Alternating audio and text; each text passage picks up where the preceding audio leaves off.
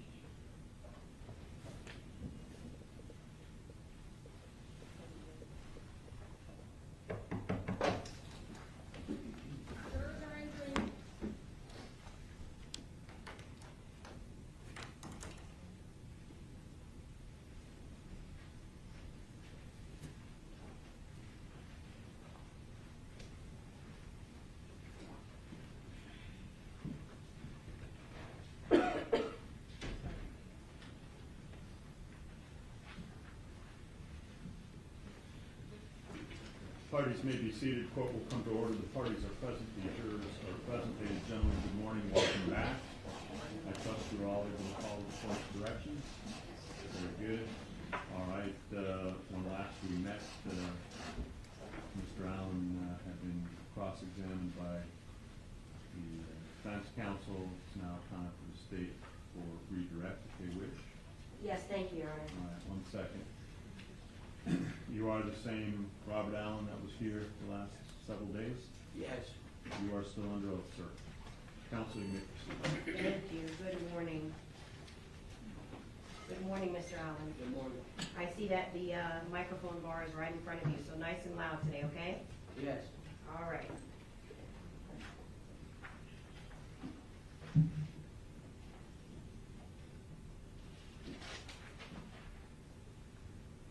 Now, you've been on the stand, I think, what is this, 4 or 5 days?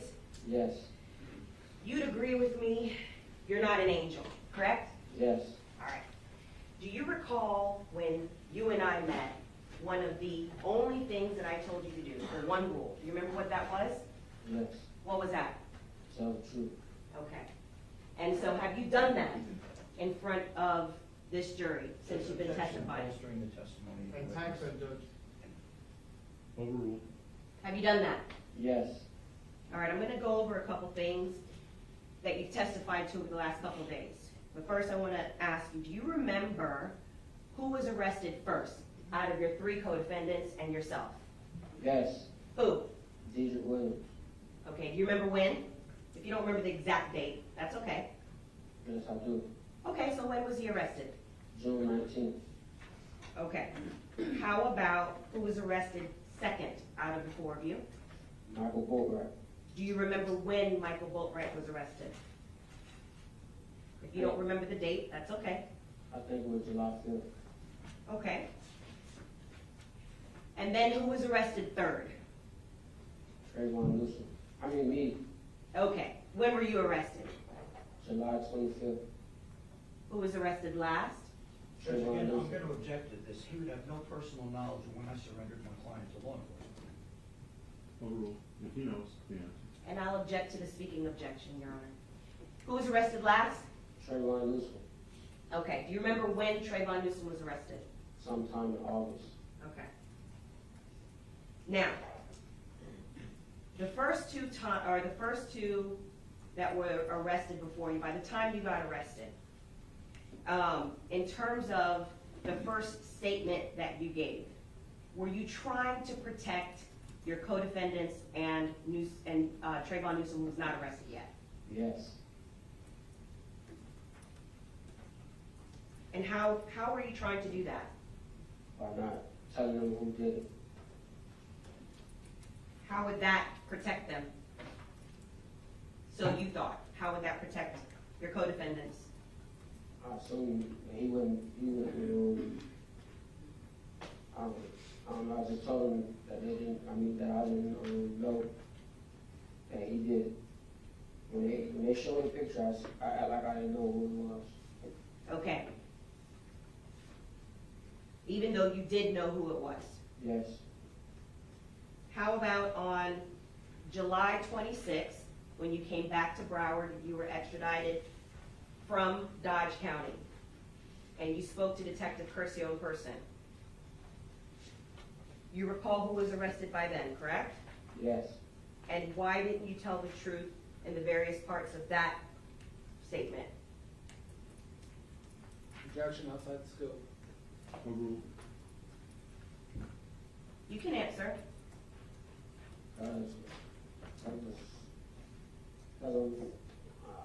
Were you still trying to protect your co-defendants? Objection Yes. leading. Subject to Your Honor's ruling yesterday, Your Honor, I would. Overruled. I'll give you some latitude. Do you recall that you were trying to protect your co-defendants the second time you gave a statement? Yes. Now, by October 23rd of 2018, all 4 of you were arrested, correct? Yes. By then you had counsel, correct? Yes.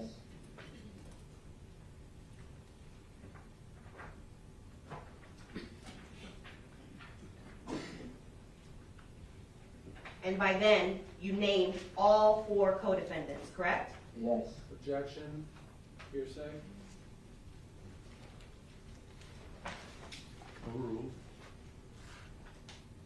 Now, do you recall in your October 23rd, 2018 statement, being asked the names of your co-defendant by Detective Curcio? Yes. And what did you say? Objection, may we approach? Sure.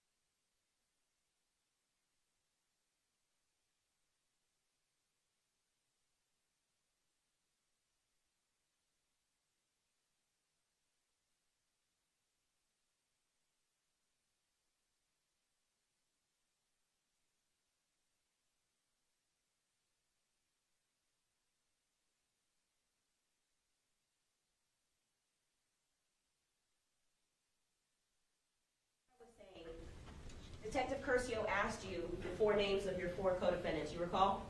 Yes. What did you say? What did you tell him in October of 2018? I gave him 3 names. Who did you say? Michael Bori, Trayvon Newsom, D.J. Wade. Did you ever say anything about anybody else being involved in this case? No. Did you ever say anything about anybody from Toronto being involved in this case? No. Did you ever say anything about any other motive other than robbery being involved in this case? No. And that was in 2018, correct? Before you received any type of sentence or plea or anything? Yes.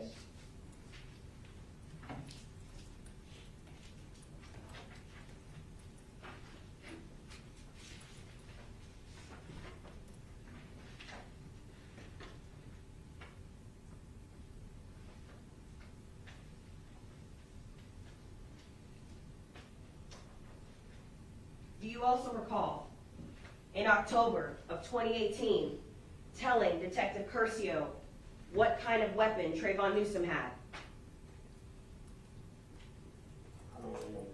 Okay, would you like to see your October 23rd, 2018 statement to refresh your recollection? Yes.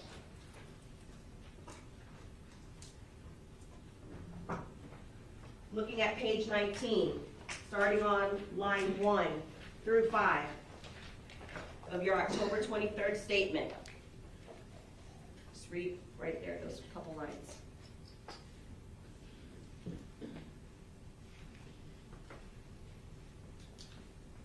Okay? You've had an opportunity to review your statement. Yes.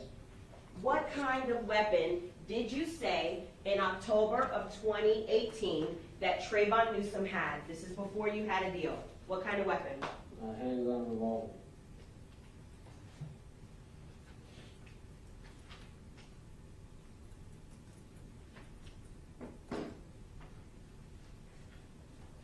Do you recall telling Detective Curcio in that same statement, before you had a deal, what kind of weapon Michael Boatwright had? Yes. What kind of weapon did you tell Detective Curcio Michael Boatwright had? A rifle.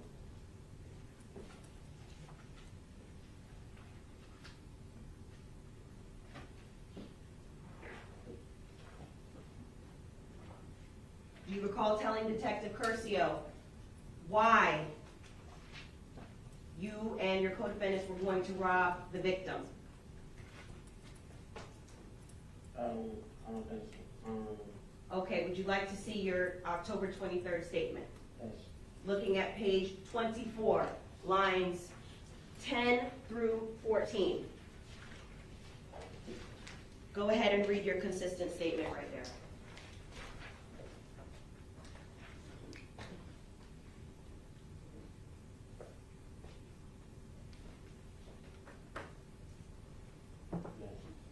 What did you tell Detective Curcio was the reason that the four of you were going to rob the victim in 2018? At the time, I told him that it was for the jury.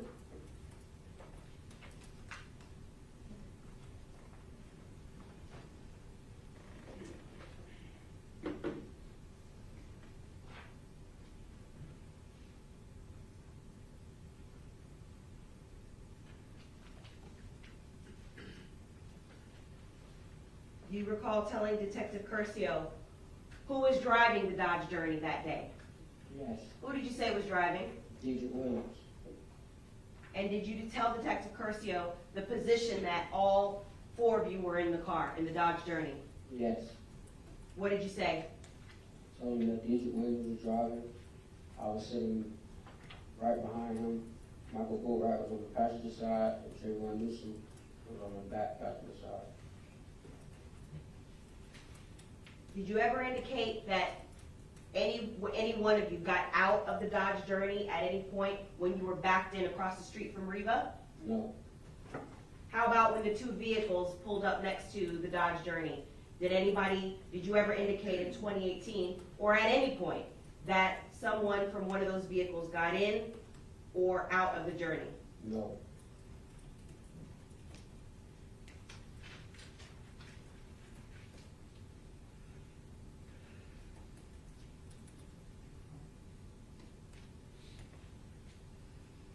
All right, I'm going to show you State's Exhibit 8.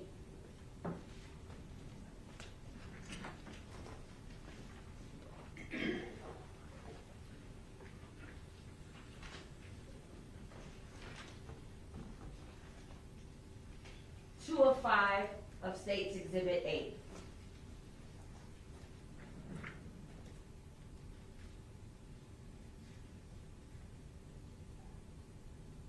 You recall this, correct? Yes. How soon after you and your co-defendants robbed and killed the victim was this picture taken? Objection outside the scope of cross. Move. You may answer. Maybe 2 hours. 2 hours or less. Now, Mr. Kimmock asked you who was employed at the time of June 2018. You recall that? No, I remember him asking me who had a job. Yes, that is correct. That is exactly how he said it. Who had a job? Yes. Who did you say had a job? Michael Boatwright. What was Michael Boatwright doing? Because I noticed that didn't come out. What was he doing at the time? At the time, he was robbing people. But So in objection. 2000, I mean, when he, Objection, before, permission to approach. I mean,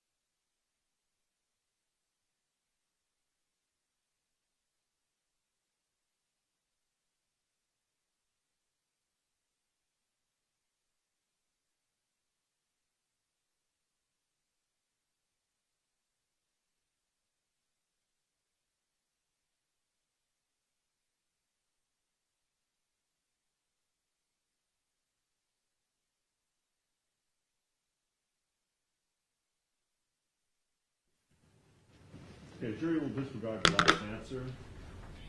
Counsel may proceed. Okay. Mr. Allen, Mr. Boatwright was living with you at the time of this homicide, correct? Yes, Did you recall, or do you recall, that he was going to a landscaping job at that time? he would pick up his check, he would never go back. Okay, so let me ask you specifically, did you see him going 40 hours a week or more to a landscaping job and coming back after that? No, Did you see him going for the entire time that he was living with you to this landscaping job? when he came around me, he quit his job. Okay, so by the time when you say came around, are you talking about the time he's living with you for that 2-3 months around the time of the homicide? Yes, So he wasn't employed during that time? no, Okay, and so looking at states 8, which is, the exhibit is 2 of 5 of 8, was the money, the U.S. currency in hundreds of dollar bills that Mr. Boatwright is flashing, was that from his landscaping job, or was that from the robbery that he just committed when he killed the victim? robbery.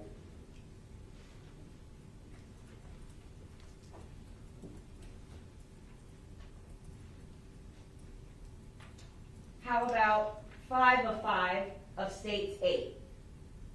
And to be clear, we already agreed you're not an angel, correct? Yes, So you weren't- Answered. Overruled.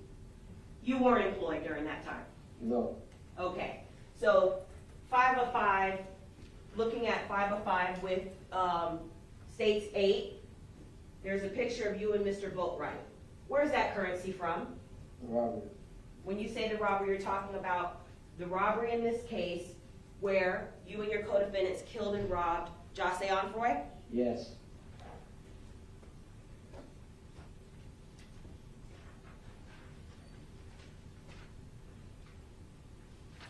Mr. Newsom wasn't employed while he was living with you, correct?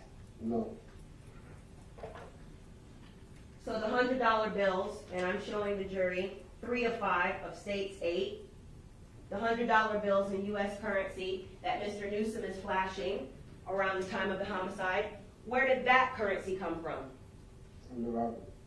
The robbery where Mr. Newsom killed and robbed Jose Onfroy, correct? Yes,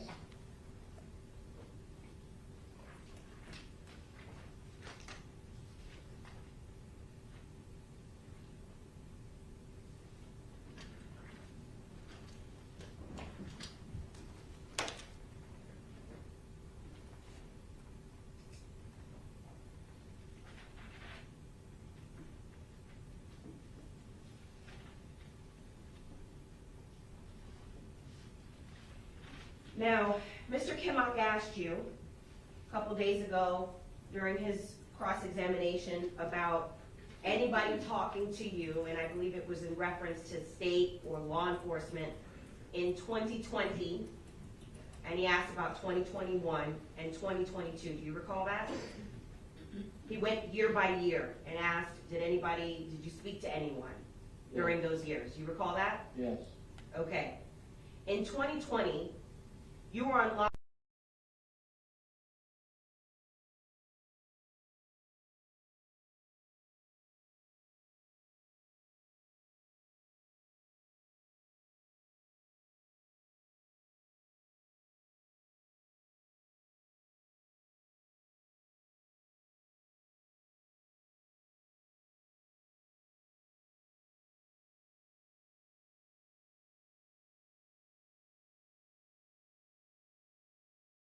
In 2021. the same. Okay, so you didn't see your own attorney for about 2 years because of the pandemic? Yes, Was it even possible to speak to the state during that time? no, From your recollection, and during that time frame, did you also get, did you get COVID? yes, Okay, during that time that you had COVID, were you quarantined? yes, And what did that entail? Objection, time frame, Judge. Rephrase. during the pandemic, during the 2 years of the pandemic, when you were in custody, when you are being accused of not being able to speak to the state or getting a deal, while you were in custody, during that time, did you receive COVID? Yes. Objection, time frame. When did you get COVID? Can't remember. I think it was 2021. Okay. And during that time, what did your quarantine entail? No one could leave out of the unit. And when you say leave out of the unit, you couldn't leave out of the unit. Were you able to accept visitors? No. Couldn't even go to court. Couldn't even go to court. Court was canceled too, correct? Yes.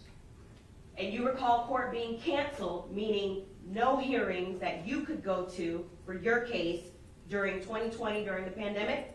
Yes. How about in 2021, during the pandemic? Do you recall there were numerous closures for your case or cancellations for your case? Yes.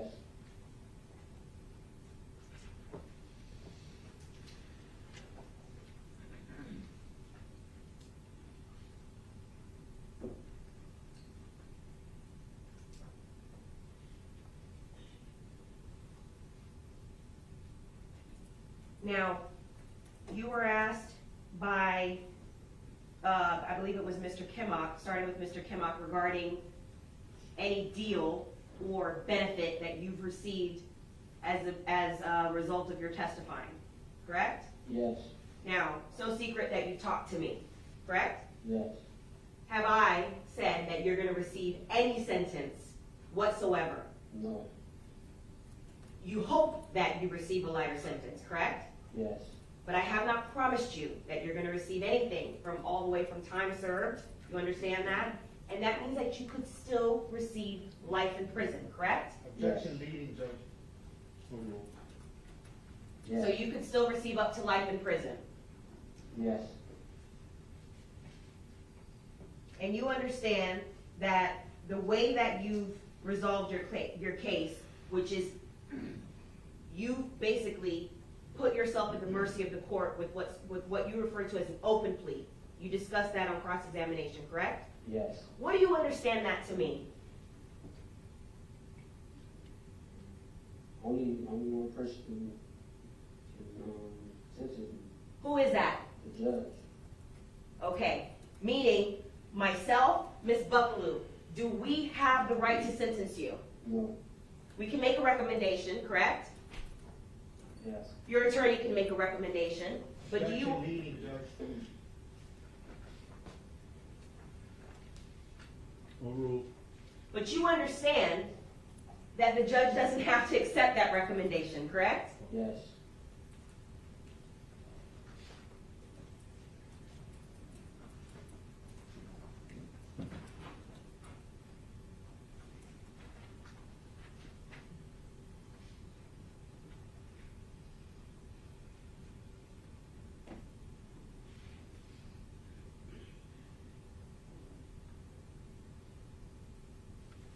Now, have you been to Reba before that day of June 18th?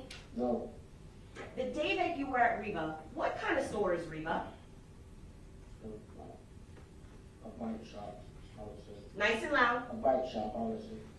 You said obviously. Why was it obvious to you that it was a bike shop? They were everywhere. Okay, and besides bikes, not bicycles, but you're referring to motorbikes, correct? Yes. Besides motorbikes being everywhere, because that's what they sell, what else did they sell that you recall observing that day?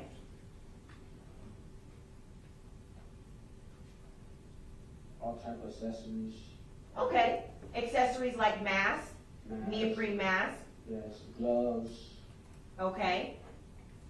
Things, would you agree that it's things that a person would need to ride a bike? Helmets, Yes. jackets, things like that, correct? Objection, leading. Yes. Sustained. All right. You were asked by Mr. Kimmock what the individual wearing the backwards hat at the counter was holding. Do you recall that? Yes. Okay.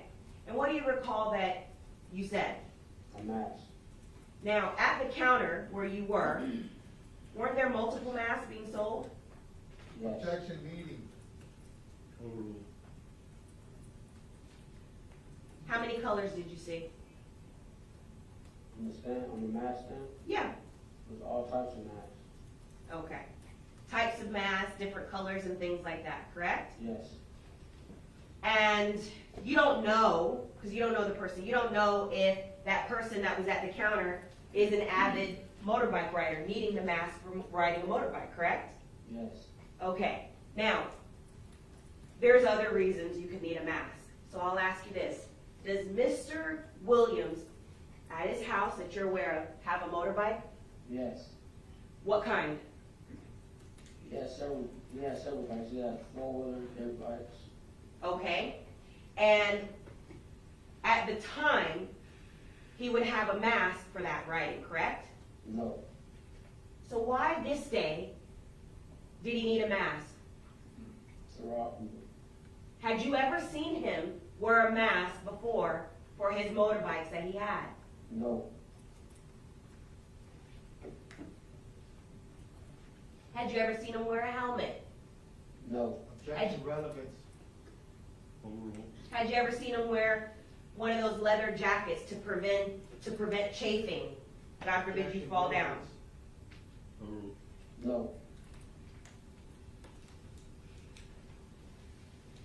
So, this is the first time that you've seen him purchase that type of mask.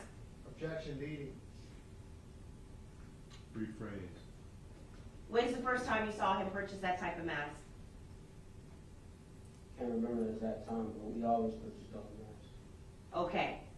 For purposes of June 18th, you didn't have any plans to go riding that day, correct? No, Who else had a mask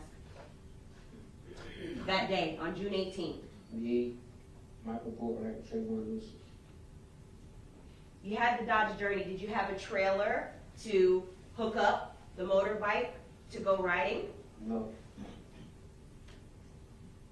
Would you normally have a way to transport the bike to an area, or would you just drive it or ride it from Mr. Williams' home? he was just riding. Okay.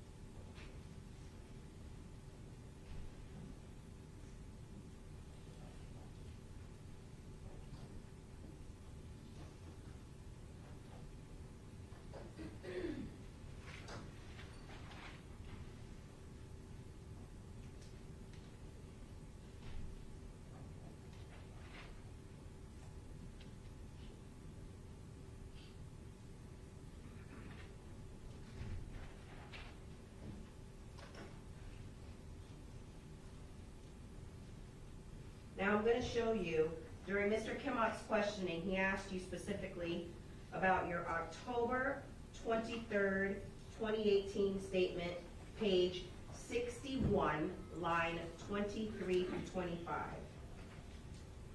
And I believe the questioning was whether or not you felt that there was pressure that you were receiving from Detective Curcio. Do you recall that?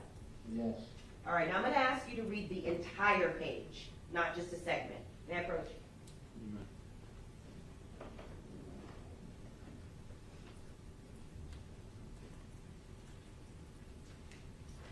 Okay. Page 61, go ahead and read the entire page. If you need me to turn it before or after so you can get context, let me know.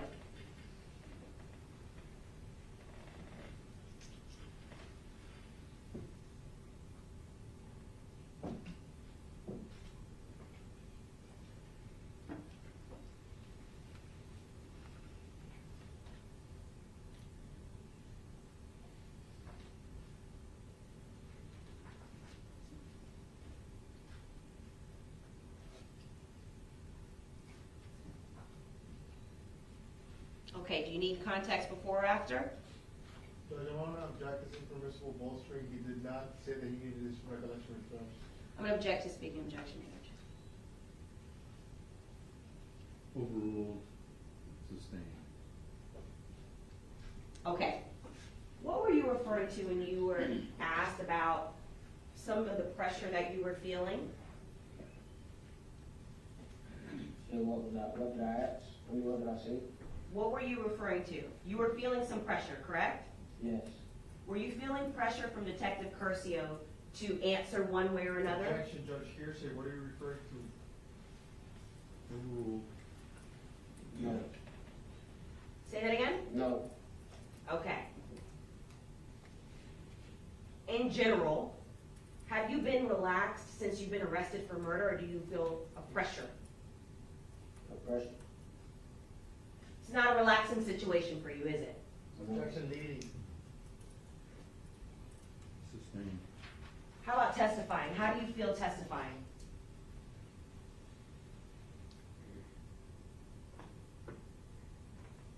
I don't know. I don't understand. I don't understand the question. Do you feel relaxed and comfortable? Objection leading. Overruled. You feel relaxed and comfortable testifying, Kind of. okay? How about in 2018 when you spoke to Detective Curcio? Did you feel relaxed and comfortable then? No. Was it because Detective Curcio made you feel that way? Objection leading. Sustained.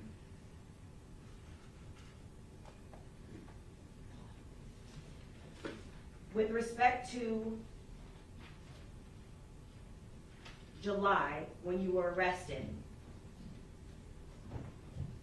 did you feel comfortable then? No.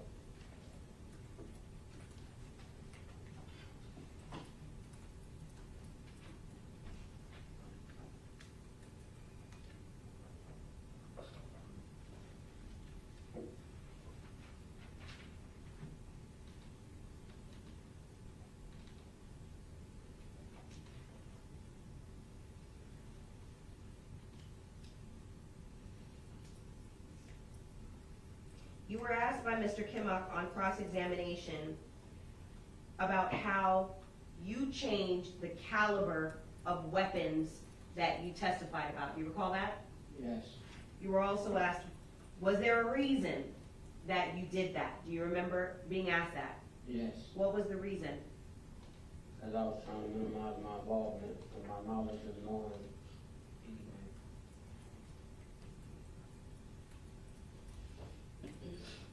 You were asked by Mr. Kimmock during cross-examination if you told Detective Curcio that you spoke to Michael Boatwright in July of 2022. You recall that? Yes. And you had given a different answer at that time, and that's what Mr. Kimmock went over with you. You recall that? Yes.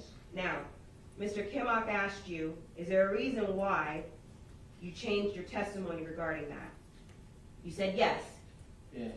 What was that reason? I didn't want, trying to minimize my involvement at all costs at that time.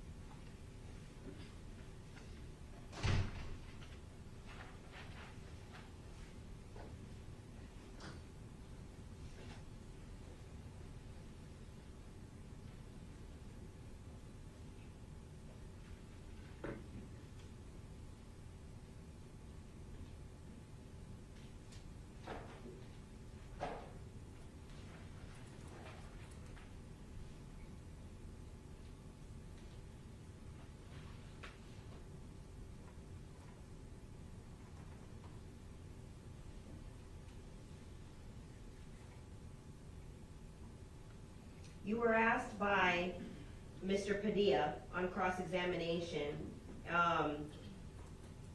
where the weapons that you testified about came from. You recall? Yes. And about your dad's involvement. Your dad is deceased at this time, correct? Yes. It was not for murder. No.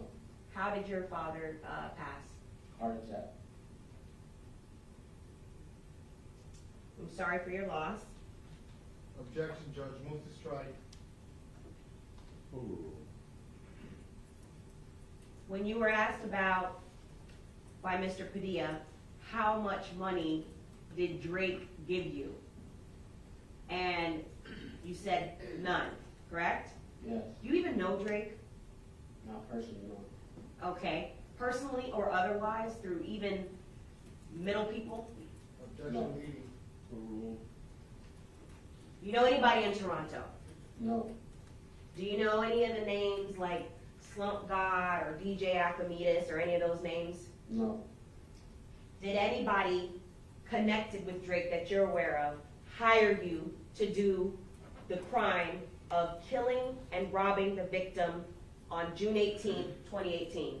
no, How about Mr. Boatwright? Did anybody connected with Drake hire Mr. Boatwright to do this crime? no, How about Mr. Newsom? Did anybody connected with Drake hire Mr. Newsom to do this crime? no, How about Mr. Williams? Did anybody hire Mr. Williams by Drake's team to do this crime? no.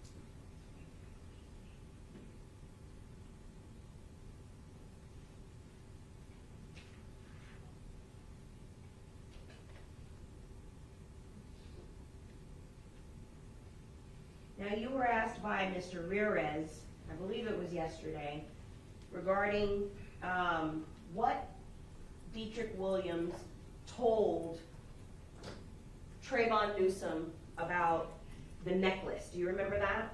The Yes. necklace that the victim in this case was wearing. Yes, Do you know how Dietrich Williams knew that the victim had a crab lock on his necklace? most real Cubans have, Objection, Non-responsive. false speculation. I don't even know what they said. They all talked at the same time, Judge. Objection non-responsive. Objection, false speculation. Overruled, overruled. You can answer. Do you know how Dietrich Williams knew that the victim had a crab lock on his necklace? most real Cubans have crab locks on. Okay. You've seen the discovery in this case, your discovery. Yes, You've seen photographs of evidence, correct? yes, Were you aware that the necklace in fact has a crab lock? Sustained, rephrase. What kind of lock does the victim's necklace actually have in this case? Do you know? no, Okay. Would it surprise you that it's a crab lock? Objection, leading. Sustained.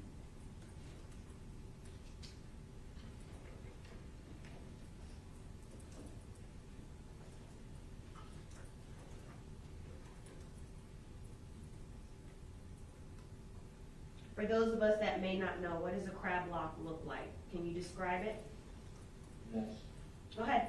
It has lock, like a lock around where you lock your necklace around.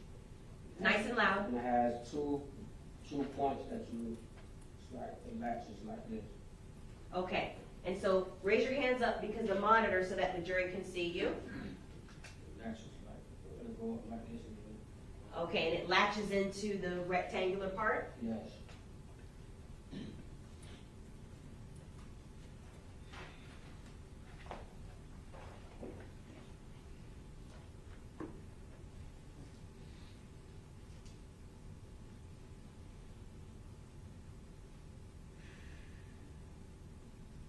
And do you know why, even though Trayvon Newsom was told, according to you, by Dietrich Williams, not to grab the necklace because it has a crab lock. Do you know why Trayvon Newsom tried to do it anyway? Yes. Okay. Did he tell you why? No, he didn't tell me why, but I know why. Why?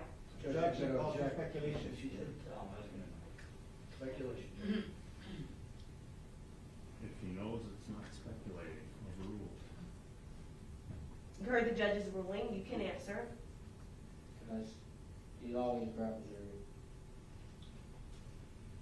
Judge, I'd like to move to sidebar. Jury will disregard the last statement, but we can have a sidebar if you wish.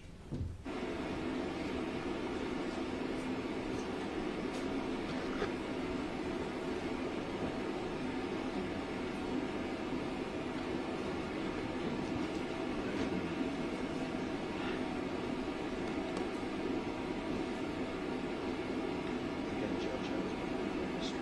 This is adding human that is outrageous. This is a great deal.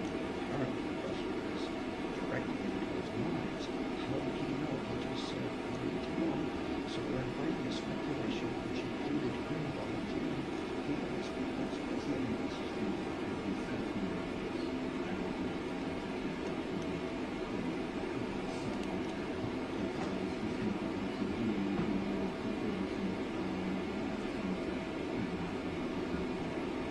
understood that the court probably had no reason to suspect him and so that, but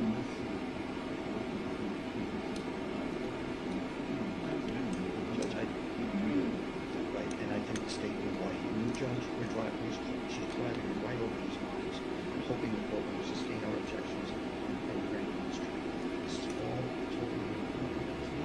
A serious impeachment value as to that chain that she focus on in this way to sit back and not put this other crimes.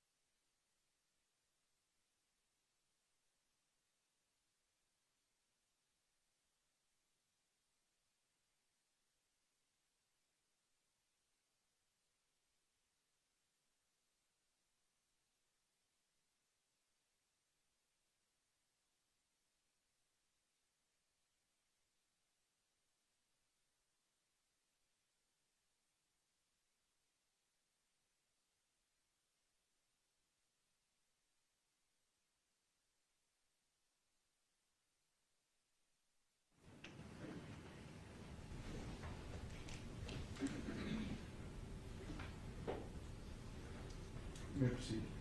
Okay, thank you, Your Honor.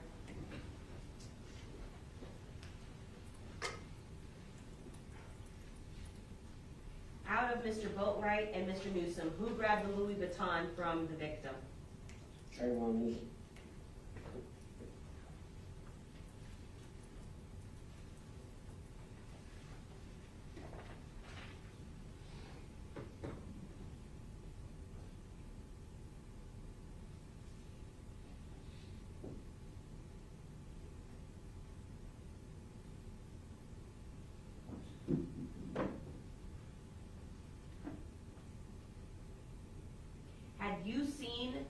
the victim in this case, Jose Anfor, in the store with his Louis Vuitton bag in Riva? No.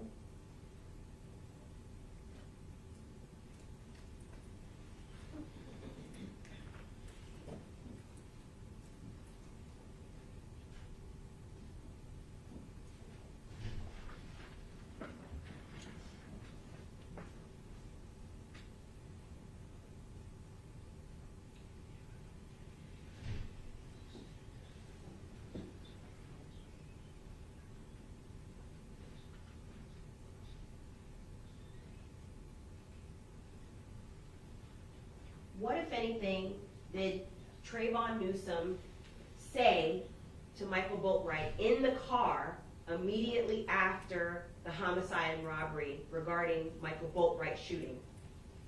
And he almost shot him.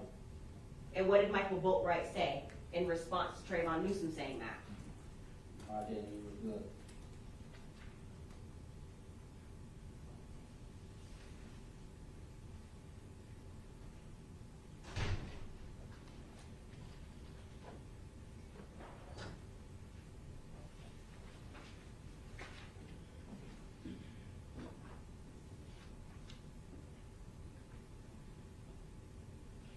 Mr. Ramirez asked you on cross-examination that if your testimony were to assist in convicting the 3 co-defendants that you'll get a better deal. Have you ever been told that? No.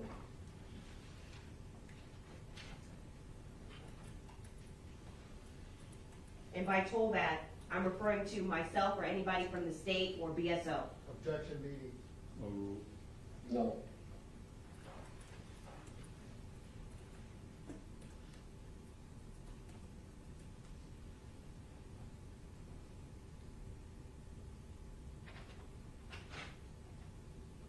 Just one moment, Your Honor.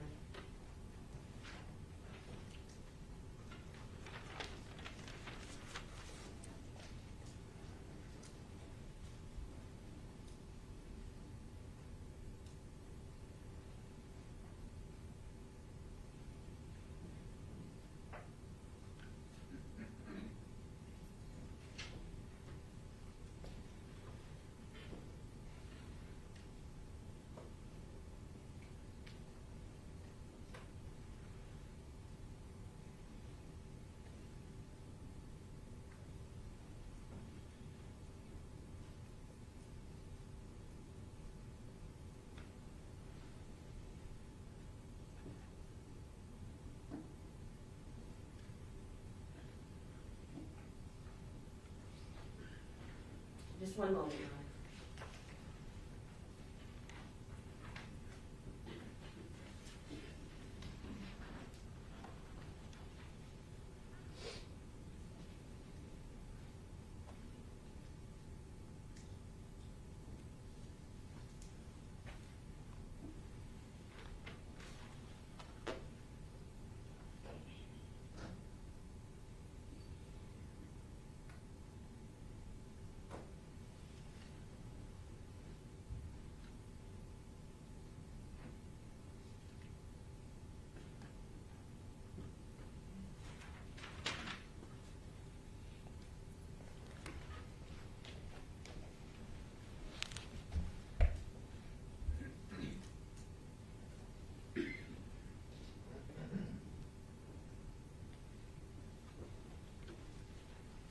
I'm showing you defense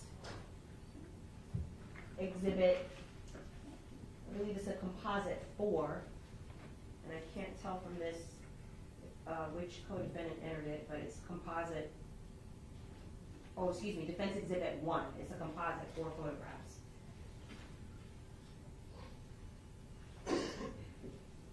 Okay, you recall these photos? Yes. Now I'm showing you 1 of 4. Were any of these individuals that are in 1 of 4 with you on the day that the 4 of you committed the homicide and robbery against Jose Anfor? No.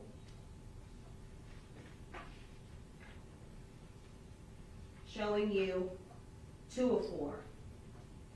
How about that person that's kneeling down? Was that person with you on that day at Reba? No.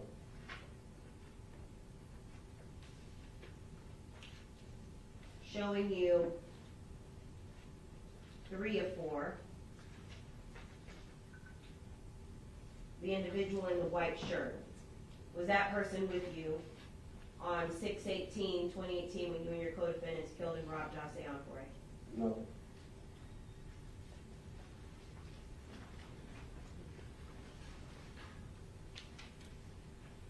Showing you 4 of 4. Were any of those 3 individuals with you on the day that you robbed and killed José Bori? Yes. Who? Adrian Williams. And what is he wearing in the photograph? A sweatsuit. Okay, what color is it? It's a lot of colors. Multicolored? Yes.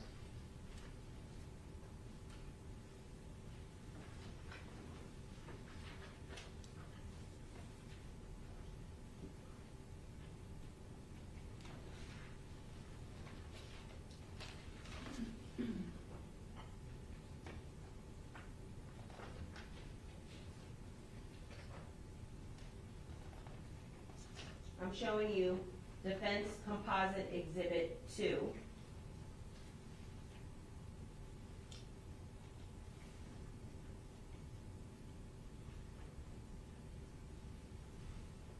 Now that currency that you're flashing in that photograph, is that from the robbery? Yes. And the robbery I'm referring to is 6/18/2018. Yes. Who's taking the photograph?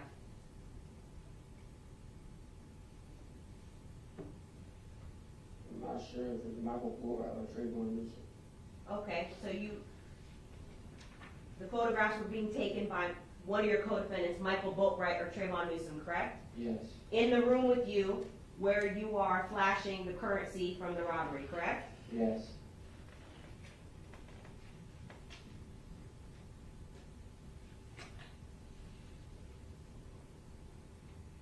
Is that also from the same time? I'm showing you 4 of 4 of State's Composite Exhibit 2. Yes. And so in all those photographs, it was your co-defendant that took the photos. Yes. Just one moment.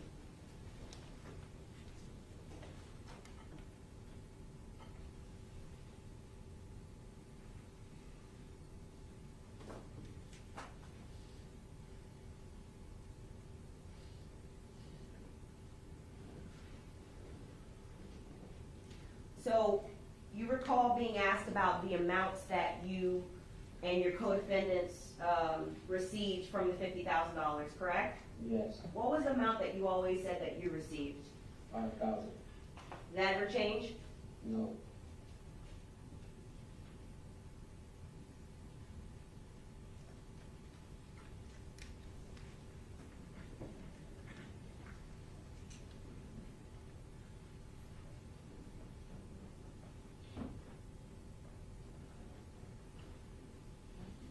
No further questions? Redirect on behalf of Ms. Bori, permission to recross this. Recross, yes, sir. Just a moment while I gather my things. Yeah,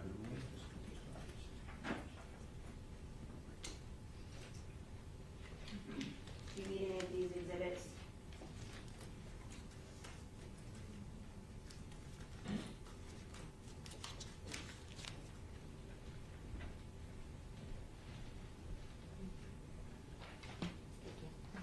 Thank you, Mr.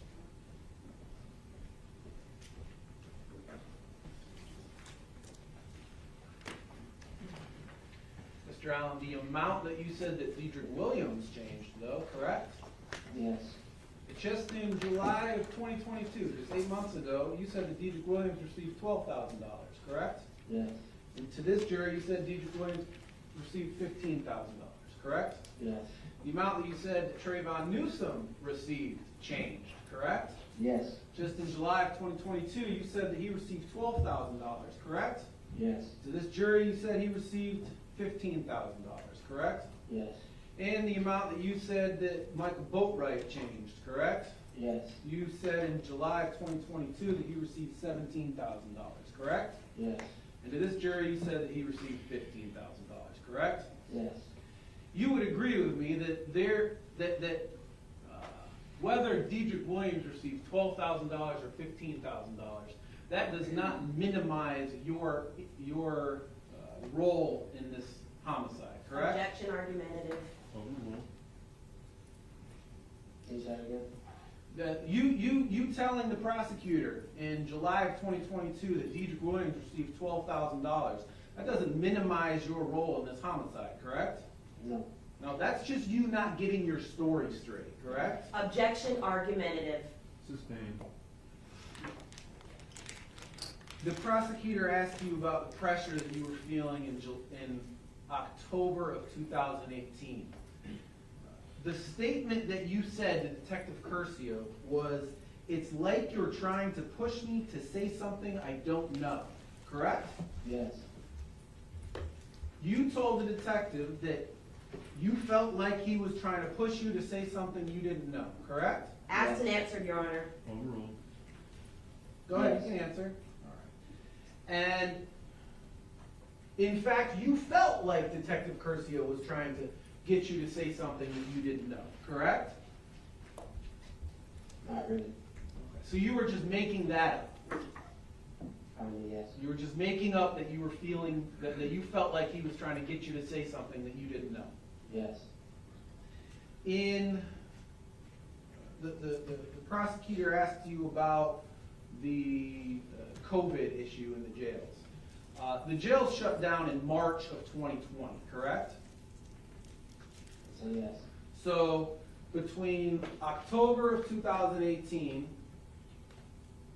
all of 2019, and then from January to March of 2020, you did not receive any deal from the state attorney's office, correct? no, Right. And they had ample access to you for that year and a half, correct? yes, There was nothing prohibiting lawyers from going into the court, from going into the jail at that time, correct? yes, From March of 2020 till the beginning of 2021, that's when there were these restrictions in the jail, correct? yes, During that time, you could still meet with your attorney on video visits, correct? yes, Did the state attorney's office ever seek to meet with you over a video visit? no, And then from the beginning of 2021 all the way until July of 2022, you did not receive a deal during that time, correct? say that again? From the beginning of 2021 through until your meeting in July of 2022, you did not receive a deal with the state attorney's office during that time, correct? No, And during that time, prosecutors, lawyers, they were able to come into the jail during that time, correct? Objection. Speculation. Lawyers were able to meet with clients in the jail during that time, correct? Objection, Judge, misleading as to who the lawyers were. Overruled. I'm not sure, I don't know, Okay. You don't know if, the restrictions were lifted from the jail, correct? I think so,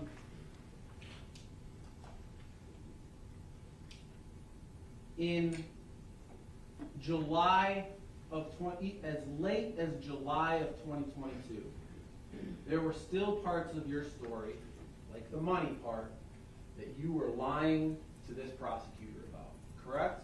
yes, Nothing further, thank you, Judge. On behalf of Mr. Good night, Judge. Briefly? Well, kind of like going in the order that it was done. Okay, no problem. Can we go to sidebar?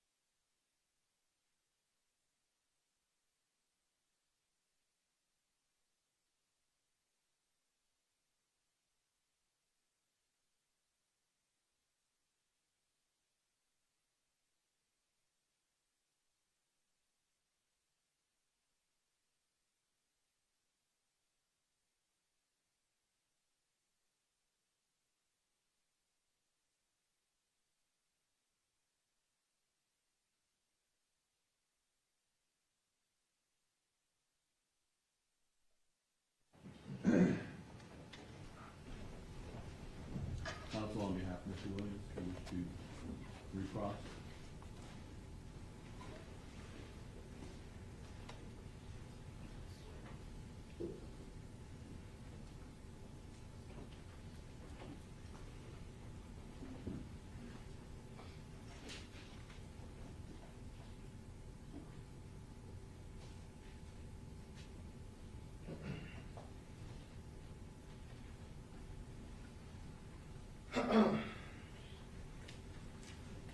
Sir, you were asked by the state regarding, my client and my client riding motorcycles, correct?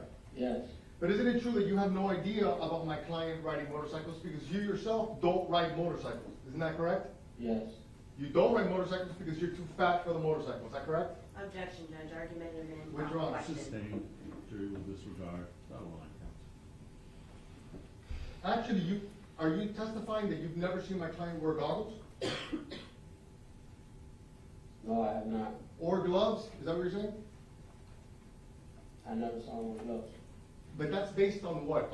You're saying that you've seen him ride, or you're saying that you haven't seen him ride? No, I'm saying, I've seen him ride, but he rides all the time, so I wouldn't see him ride all the time. I would only see him ride sometimes, so, But, because you don't ride with him, correct? no, Okay. You testified that your dad was a drug dealer, right? You said that. yes, And that your dad's, apparently, one of his addicts is the one that drove you up to another state, correct? Objection outside the scope of redirect. Yeah, overruled. You can answer. say it again? You testified to this jury that one of your dad's addicts drove you to another state. Is that correct? I didn't tell you you drove me to another state.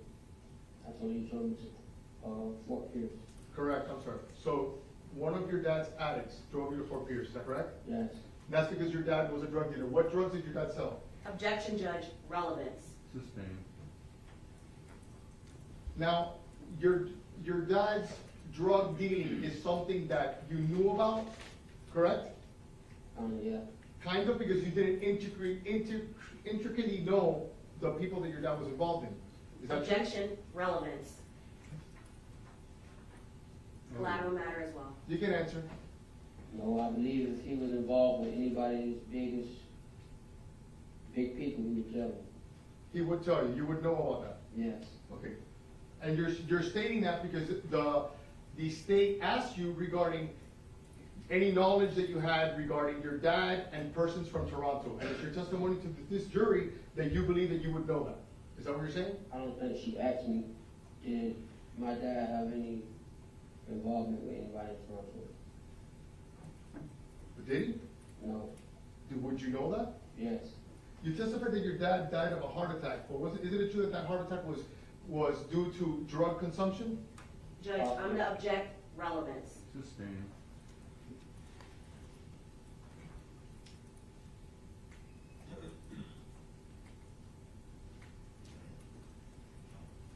Now, you have knowledge that my client was involved and his business was tattooing people, correct? yes, And as part of that business, people would pay him in cash money, isn't that true? yes, Okay. And it's also true that you've seen on multiple occasions my client flashing money on social media. Would you agree with that? yes. No further questions. Recross on behalf of Mr. Newsom. Thank you, Judge.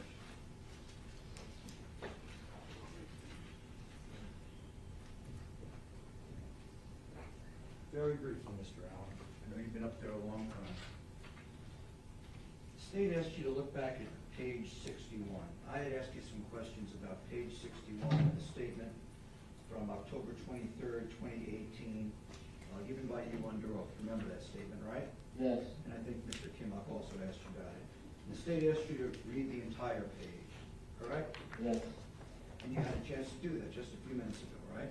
yes. How many times did you lie on that page alone to the detective? Objection, Judge, improper, impeachment, and form of question. Overruled. Now approach from. Nay.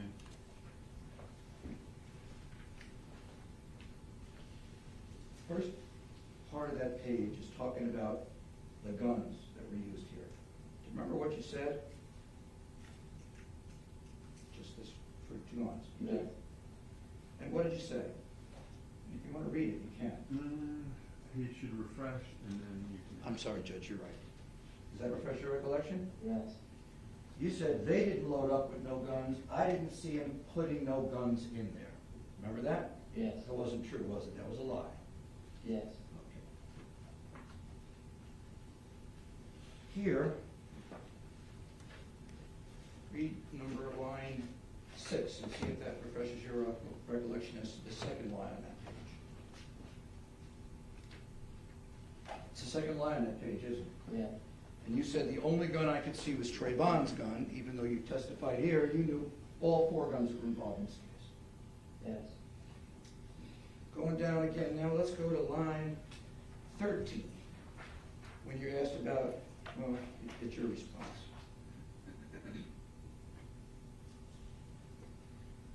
They were getting hoodies, right? yeah. What was your answer? Judge, I'm gonna object. This is improper. I don't even know what he's referring to in the question. Please be a little more focused. Remember the detective asking you about the hoodies? Yes, And you testified here, they bought a hoodie that day at Riva, right? He bought one, somebody bought one, right?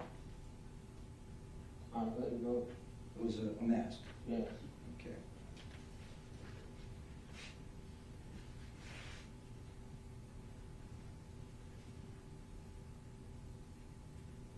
Remember the detective asking you what were they getting ready to do when they had the hoodies and the masks? yes, And here you testified they were getting ready to commit a robbery, right? yes, But you told the detective, how am I supposed to know? I don't know, yes, right? And then the bottom is where you say it's like you're trying to push me to say something I don't know, correct? yes, So you say you're minimizing, don't you? yes, But you're lying. That's what you're doing, and then you're explaining it as if it's minimizing. Judge, Isn't I'm that gonna true? object. It's argumentative, the question. Sustained. Does minimize rhyme with lies? Judge, I'm gonna object. This is also argumentative and Sustained. improper. Nothing further, thank you. Any reads based solely on the props? No, Your Honor. All right. Thank you. You're excused. Do not discuss your testimony with any other witness.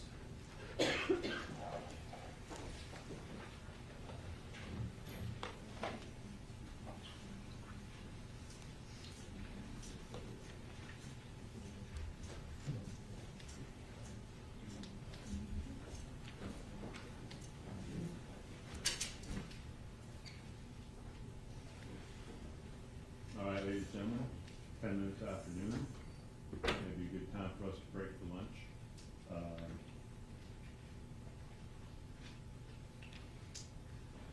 We'll reconvene at 1:30 sharp. As with each time we break, I will remind you not to form any definite or fixed opinions and merits the case to hear all the evidence, arguments, counsel, instructions on the law by me. Until that time, you must not discuss cases even among yourselves. During the course of the trial, court takes regular recesses during which you're permitted to separate and go about your personal affairs. During these recesses, you shall not discuss cases with anyone, nor permit anyone to say anything to you in your presence. Anyone who attempts to, found on the jury, ask them to stop. If they persist, leave them at once. Fourth matter, one of my deputies, if you see counsel, witnesses, defendants, anyone else associated with the case in the hallway, they will ignore you. They're not being rude, they are following the court's orders. Have a great lunch. We will see you at 1:30.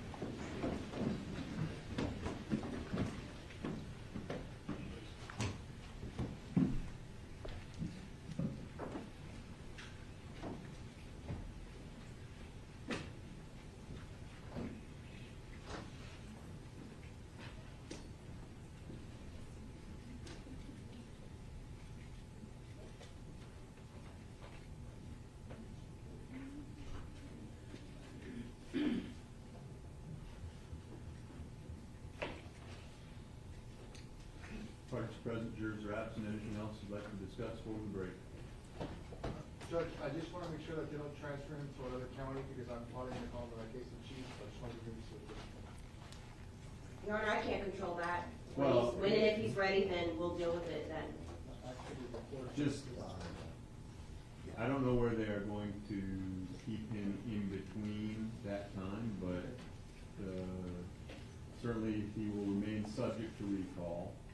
And if any of the council anticipate calling him if they let us know the day before, and then I can ensure that, Broward Sheriff's Office has them available. Okay, thank you, Judge.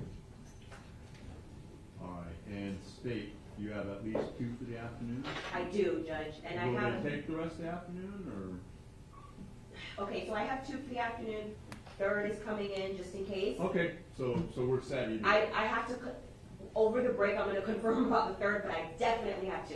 Okay, and, you know, we'll shoot for between 4:30 and 5 again, so. I think we but- can with the time frame that we have. Okay, but it's always good to have someone in the bullpen if you will. Trying. All right. Thank appreciate you. it. Thank you. 1:30, Judge? 1:30, well, 1:25 for you guys, 5 minutes before they come back. Always. Yes. Thank you, have a great lunch.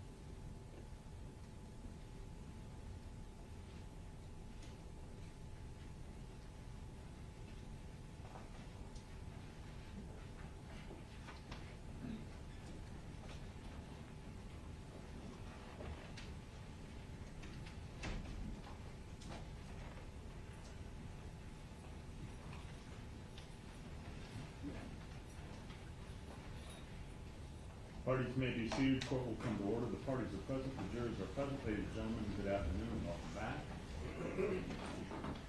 State, call your next. The state calls Jesse Buchachian.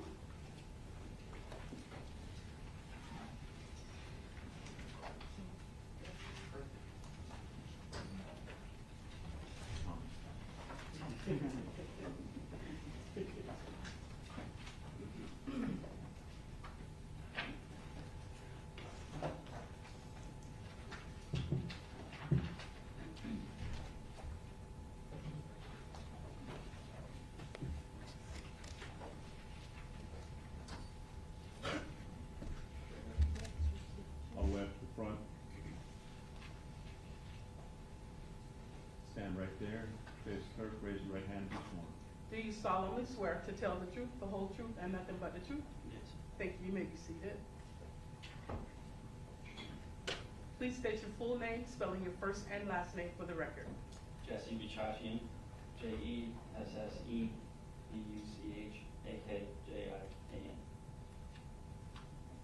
You may inquire. Thank you, Your Honor. Good afternoon.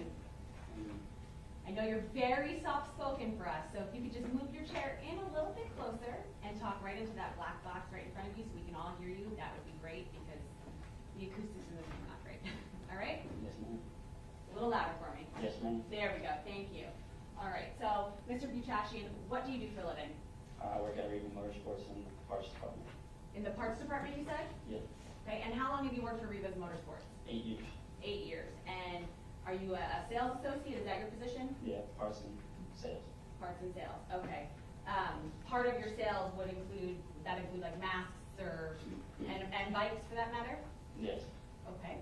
And what was the year that you started working for Reba? I want to say 2015. Okay. So were you working there on June 18, 2018? Yes, ma'am. Okay. And do you recall the day that we're here for today? Yes. All right. Talk to me a little bit about that day. Do you recall someone whose stage name as Triple X coming into the store that day? Yes. Okay. Do you recall what he was doing that day? Did he buy anything?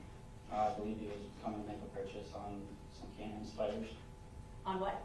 Can-Am Spiders, it's a motorcycle. A motorcycle. Okay. Just need you to enunciate into that box in front of you for us. Okay. All right. So he's looking at some bikes. Did you see him specifically, or did you help him? Just saw him. Just saw him. All right. At the same time, did you end up helping someone else at the counter? Yes. Can you describe that person that you ended up helping at the counter that day while X was in Reba's Motorsports? About 5'5", 180 pounds. Face tattoos. Had you seen that person before? Yes. Do you recall him by any name? Would you call him by a name? Chucky. Chucky? All right. If you can remember, how many times had you seen Chucky actually walk into the store? Probably 5 to 10.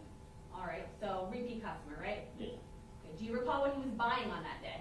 It was a mask. A mask. Do you remember if it was full face or half face? Full face. Full face. All right. Do you recall if he was with anyone that day? Yeah, one of his buddies. Buddies? And did you sell anything to him if you recall? Don't remember. I don't think so. Okay. All right. Now, obviously you've learned that there was a homicide in this particular case of X, correct? Yes. Did you see the shooting that day? No. Did you hear the shooting that day? Yes. All right.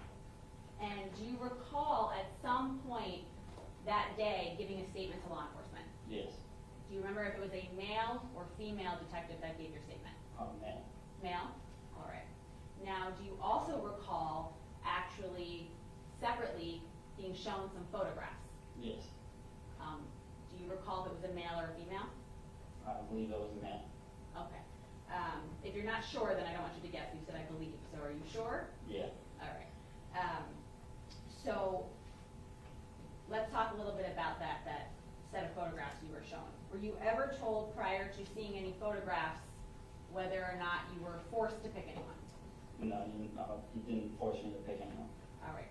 Were you told that you didn't have to pick anyone just because they were showing you photos? Yeah. All right. Were you told that the photographs would be displayed to you one at a time? Do Yeah. you recall? Okay. And were you also informed that if if you recognized anyone in the photographs that you were to sign it and date it. Yep.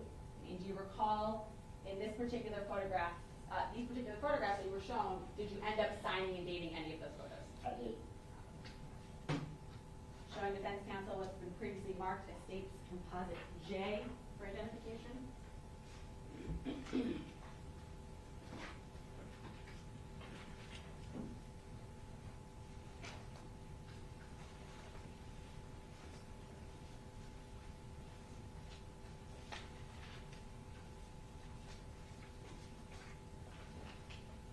May I approach the witness, Your Honor? You may.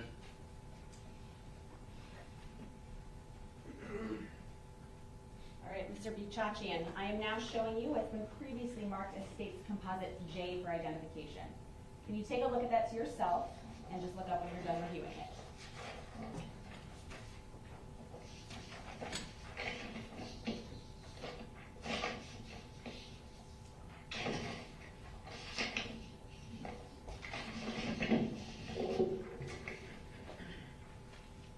Have you finished looking at them? Yeah. Okay, and do you recognize what I've just shown you as state's composite J? Yes, ma'am. Okay, and how do you recognize it? The picture that I signed on. Okay, so does this photographic lineup that I'm showing you fairly and accurately depict the lineup that was shown to you back in 2018? Yes. Your Honor, at this time, the state would enter into evidence what's been previously marked as state's composite J for identification, as I believe states 10. Objection. No objection. No objection. Without objection, what was previously marked states J for identification shall be received in evidence as states 10, a composite of 8, 7, 8. I think 8.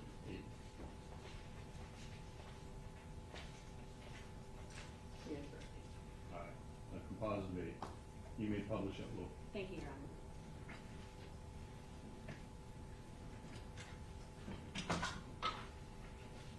Thank you very much.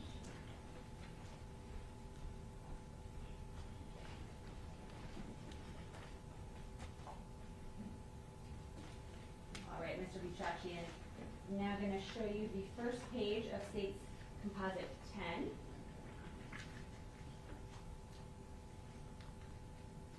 Can you tell us the date of this photo array affidavit that you were shown? June 19th, 2018. And were these the instructions that you were read prior to being shown photographs? Yes. And at the bottom here, is that your signature? Yes.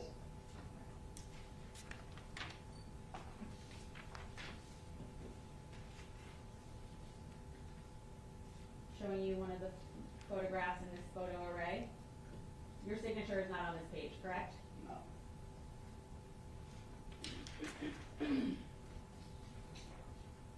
How about that one? No.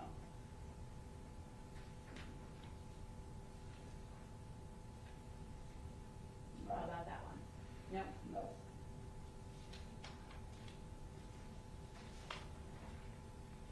How about that one? No. And this one? No. Yeah. That's your signature and date? Yes, ma'am. And that's the photograph that you picked out on June 19th, 2018? Yep. And that's the person that you know as Chucky? Mm-hmm.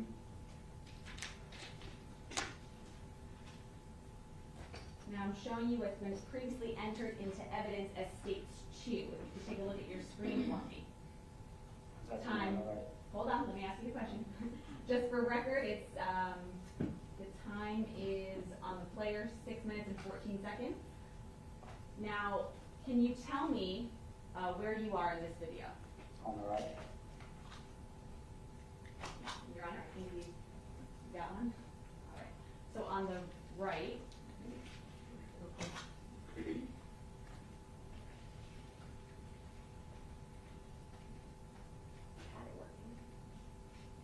All right, I'm just going to use my fingers. Is this you? Right here. No. Is this you? No. Or is this you? Yes. That all the way on the right, correct? Mm-hmm. Okay. And are you helping Chucky in this photograph? Yes, ma'am. All right. And you recall him coming in that day? Yep. One moment, Your Honor.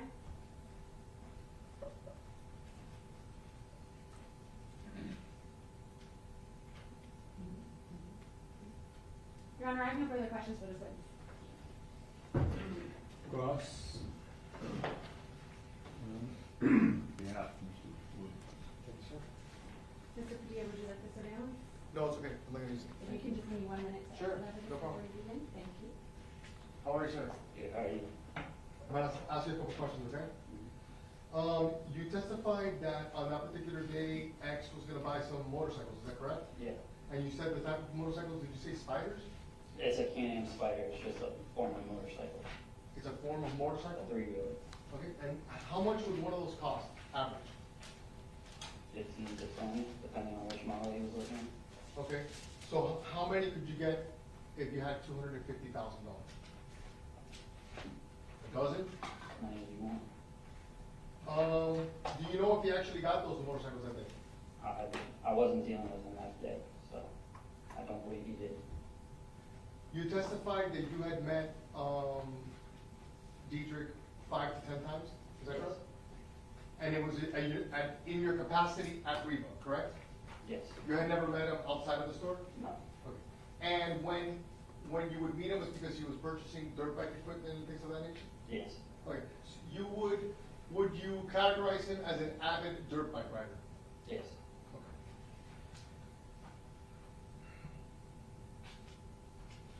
The day in question, you sold him a mask? Yes. Is that a standard piece of equipment for dirt bike riding? Yeah, we always sock it at all times, so And, it's a form and, of protection. and for the jury, that's protection towards debris and things of that nature? Exactly. Or weather. Or what?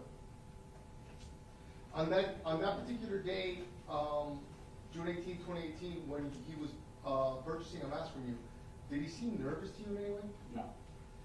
Previously, the times that you had met him, did you guys have a cordial relationship? Yeah. Did you have an opportunity to view the heavier set gentleman that was with him? Yeah. Had you ever met that individual before? I believe so. Were they together at all times, or were there moments where the heavier set individual had swayed away from the areas? That day or? That day, Yeah, they were together. they were together. And on previous occasions, they were also together? I believe so.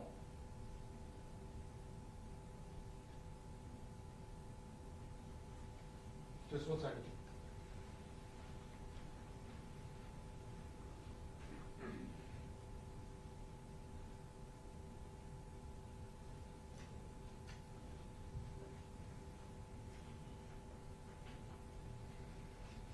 And specifically, on the 5 to 10 times that you had with Dietrich as a customer, he had in fact purchased other types of face masks and things of that nature, correct? I don't know. You don't recall? I don't recall. I don't have any further questions, sir. Cross on behalf of Mr. Bori. Yes, sir, thank you.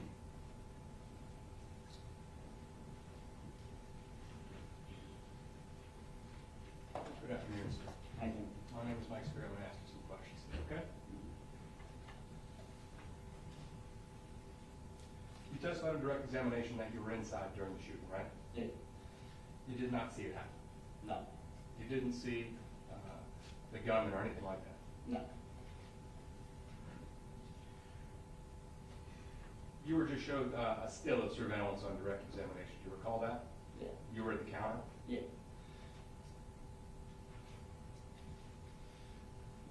At that time, 2 masks were being sold, right? I believe so. It was 1 or 2. I believe it was 1.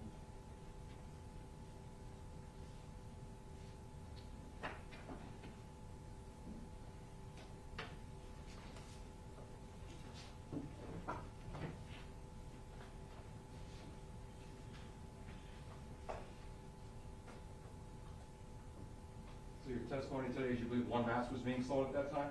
Yes. Have you ever given a statement different to the effect of that? No, you have not? This isn't the first time you've talked about this case, right? No. You gave a statement to a police officer, like you mentioned, on direct examination, Yes. and that statement was done the day after you mentioned, the 18th or the 19th, correct? Yeah. Much closer in time to the events of that day than today? Exactly. Yes?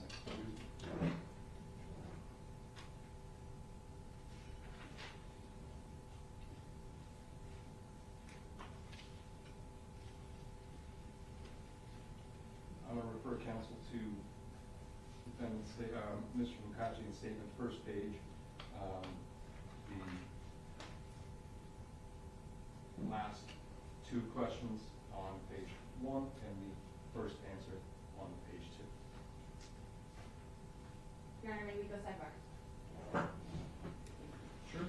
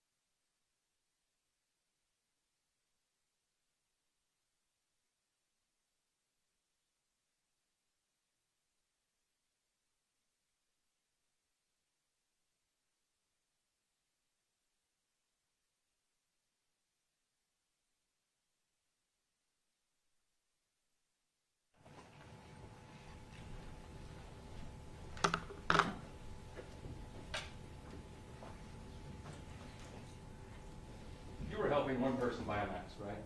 Yes.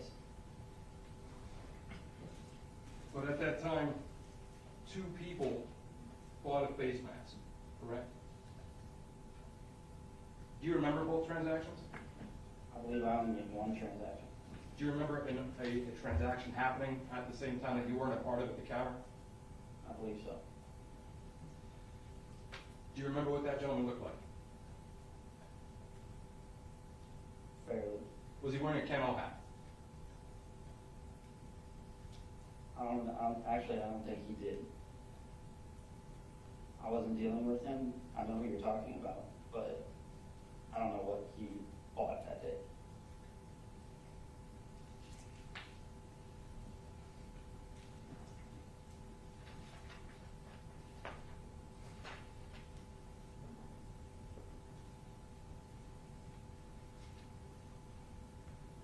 One moment, Judge.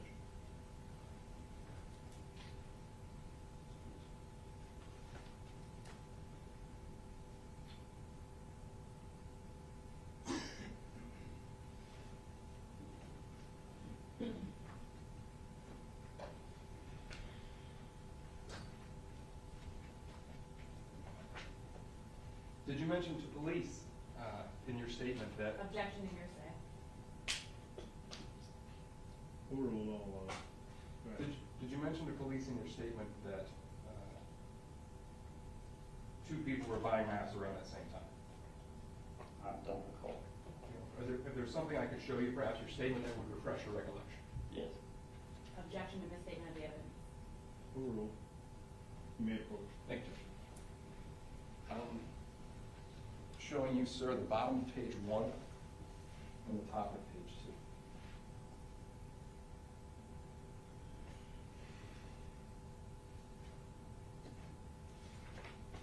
2. Yeah, said I guess.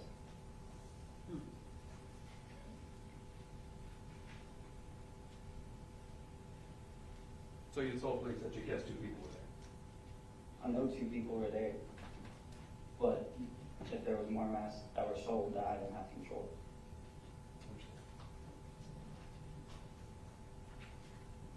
Nothing further. Cross on behalf of Mr. Newsom? And no cross on behalf of Mr. Newsom. No You reason. agree?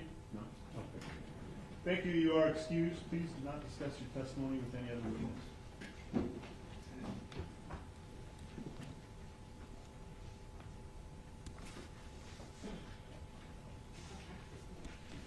State call your next. State calls Terry Yoakum.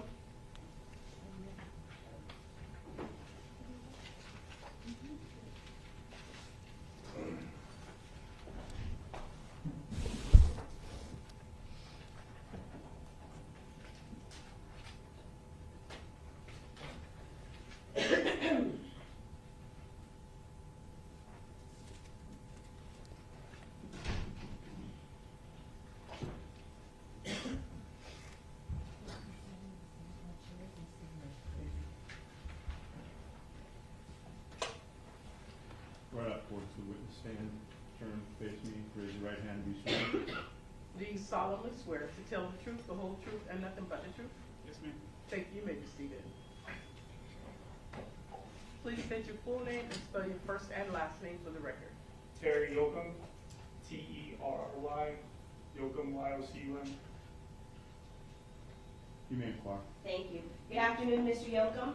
Hello, Please introduce yourself to the jury. Tell them what you do for a living. my name is Terry Yoakum, worked at Riva Motorsports for 15 years. Used to be a parts supervisor, now I'm a salesperson. Okay, so 15 years, what's that start year that you started? 2007. And you currently are still working for Riva? Yes, ma'am. Okay, so on June 18th of 2018, were you at work that day? Yes. And do you remember what section of Riva did you work in that day? I was a parts supervisor at the time. Now, tell us what a parts supervisor does at the time when you're working that position. Same thing as other employees, but you're just supervising people among you, just making sure that they're selling the correct stuff, making sure stuff's getting rang out correctly, things like that. Okay, so you had a leadership role. Yes, ma'am. Now, do you recall an incident that occurred that day? Yes, ma'am. What do you recall happened that day? There was a murder in the front of our store. Did you see what happened? No, Okay, where were you when the homicide occurred? I was working at the counter. And at the time, were you responsible for what you said that you were doing, selling and in that leadership capacity? Yes, ma'am. What kinds of things did you sell in that department? Parts, accessories, helmets, glasses, those kinds of things. Masks, things like that? Yes, ma'am. I'm going to show you what is pre-marked for identification as States K composite. Actually, you know what?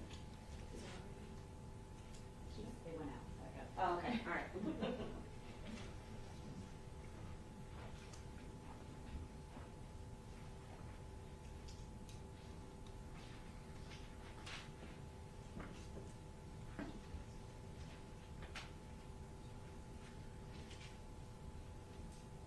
May I approach? You may.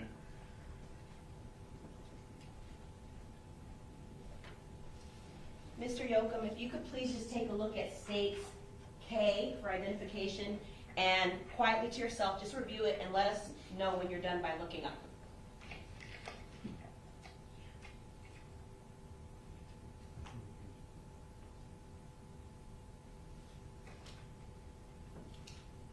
Do you recognize States K? Yes, ma'am. How do you recognize States K? I use a regular with Motorsports. Okay, now I know that you're saying the image, that's how you recognize it, but do you recognize your signature Yes, ma'am. on States K? Yes, ma'am. Okay.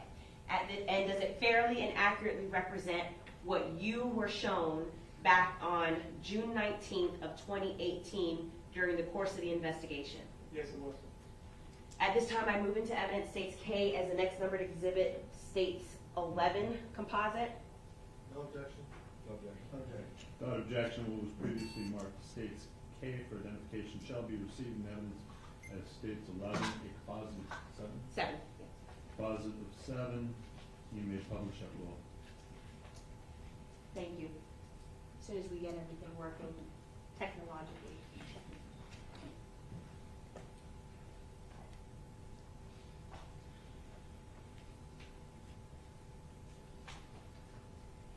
Oh, maybe I shouldn't stand in front of the Bluetooth.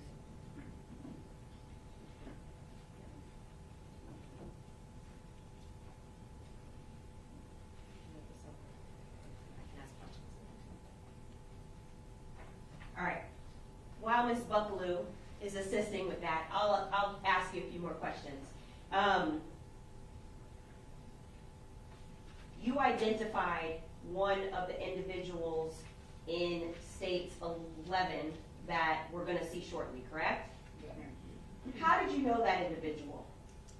He shopped at Riva Motorsports a few times, quite a few times. Now, how did you know, what name did you know the individual by? His nickname, Which is what? Chucky. Okay. And how many times had you assisted Chucky when he came to Riva Sports? Quite a few times, numbers of times. Okay. Did you assist him on 6/18 of 2018? I did not. But that was not the first time that you've seen him? Correct. Now, once we get this working, I'll show you some images and then I'll ask you about that, okay? Do you recall who you were helping that day? Another individual, Keith What was Keith's last name? Grayley. How many times had you assisted Keith Grayley? Quite a few times as well. So you were familiar with Keith Grayley as well? Yeah, he was regular as well. Okay. And when you say regular, what did Mr. Grayley typically buy when he would go to Riva Motorsports? Just parts for his, I think it was his Banshee at the time. His A what? ATV, His Banshee. It's a Banshee? ATV or a dirt bike Okay. at the time. When you say parts for his Banshee at the time, on 6/18 of 2018, Mr. Grayley was purchasing that for his Banshee? If I recall, yes. How do you know that? I had to look up the parts and everything in order to order them. Okay. And so do you recall, was Mr. Grayley purchasing a mask that day? No, man. And you're sure of that? 100%.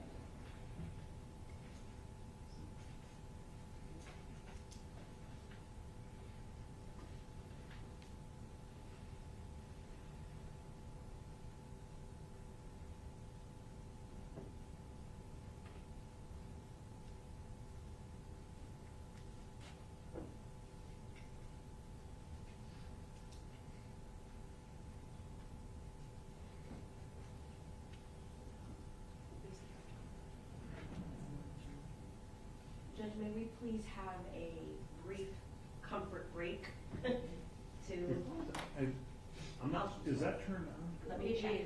Okay, I can't see from here whether the light is on the TV set, but since both the screen there and these other ones are on. It's on. Okay, let's take a 5-minute comfort break and get someone from tech up here to get that thing going.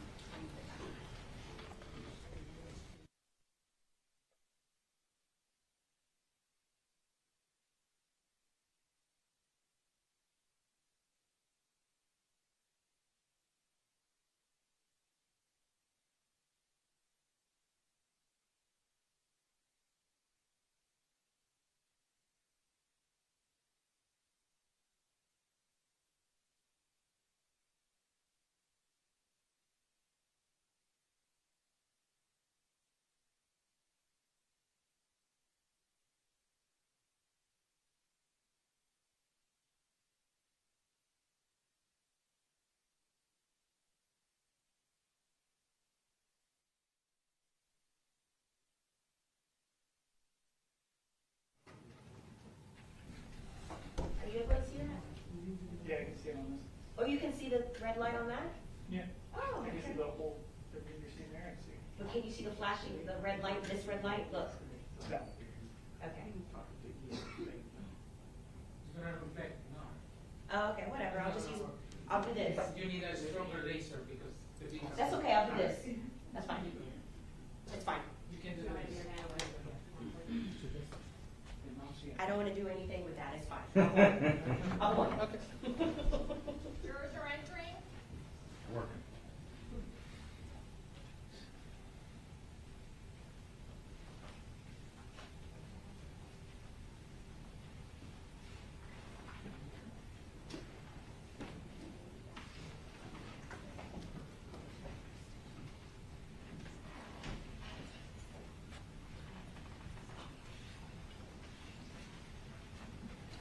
Parties may be seated. Court will come to order. The parties present, the jurors are present. Ladies and gentlemen, welcome back. We got the technical difficulties fixed and working again, so State, you may proceed. Okay, thank you. Okay, Mr. Yocum, I'm going to show you what's been entered into evidence as States 11.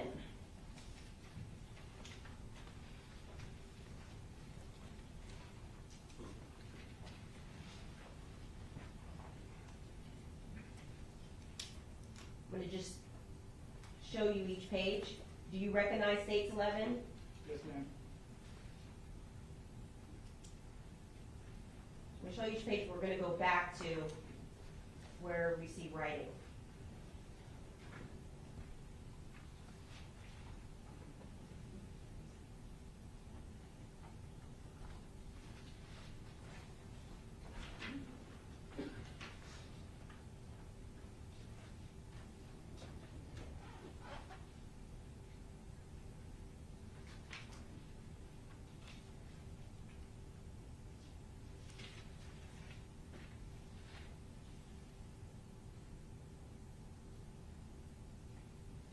Now, when you were shown states 11, did you receive instruction on how you were to go through each photograph and pick select who you believe that you saw that day in Reba? Yes, ma'am. Were you asked to pick any particular picture, or were you given the time to look through each photograph at your own leisure? I was given ample amount of time. Okay. And understanding that the first couple of, the first page, I believe it was, is showing 6 photographs, you went through each page and were given the opportunity to select who you knew as who. As Chuck. And you selected this photograph? I did. Is that your handwriting here at the bottom? It is. Where it's your signature, date, and the time? It is. And do you recall this is how the person you knew as Chucky looked on the day of the homicide at Reba? It is. Now, you said that you indicated prior to the break that you're familiar with Chucky, very familiar with Chucky. Yes, ma'am. Take a look around in the courtroom. Do you see him today? Yes, ma'am. Okay, can you identify him by an article of clothing and what he's wearing today? Plaid shirt, suit.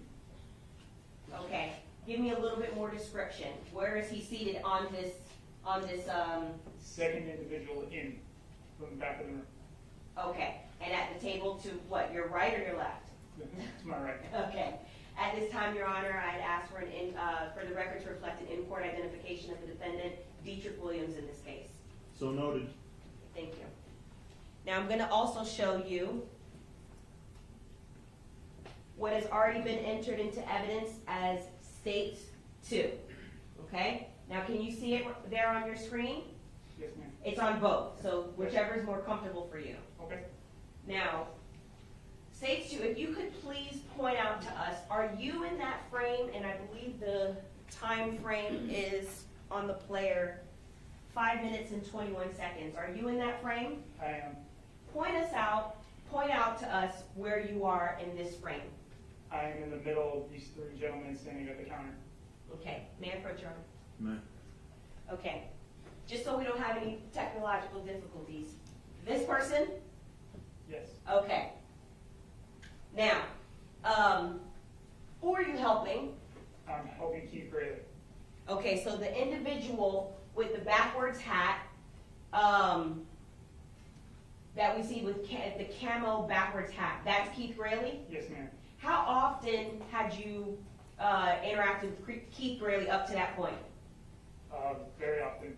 He was frequently in and out. Okay. And do you recall what he was buying that day on 6/18? That day he was ordering parts for his ATV. Now, the conversation that happened, actually, let me go ahead and play it.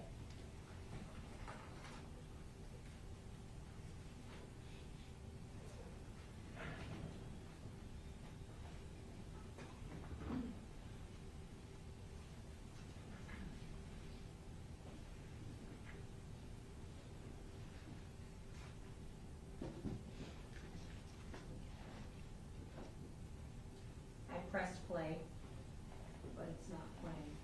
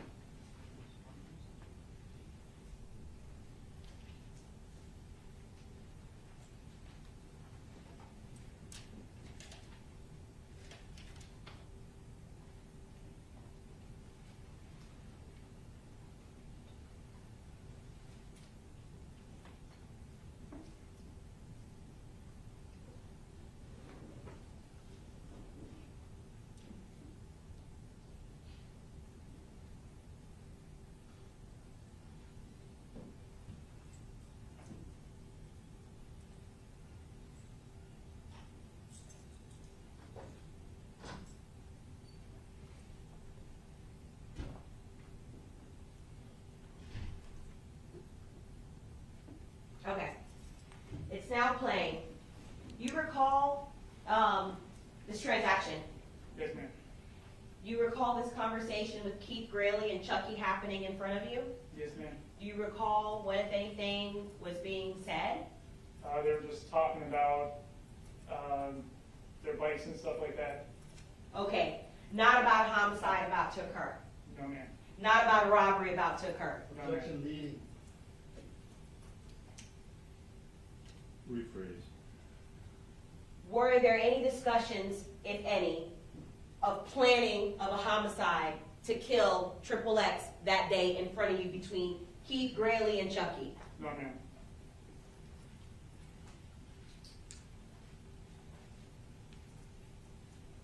Quick sidebar, Judge, please.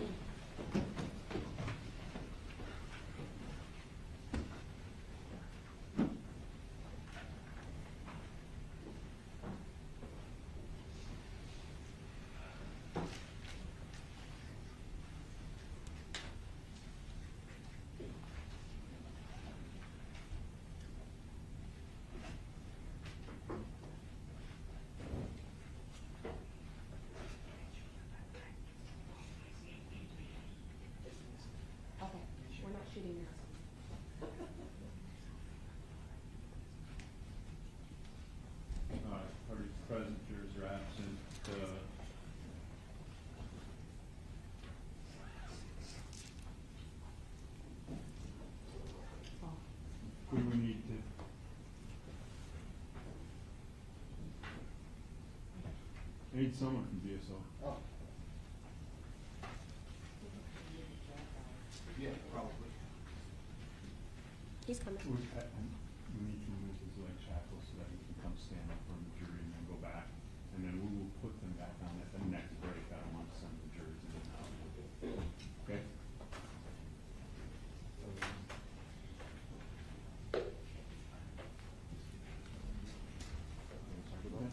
They want to walk around. Okay.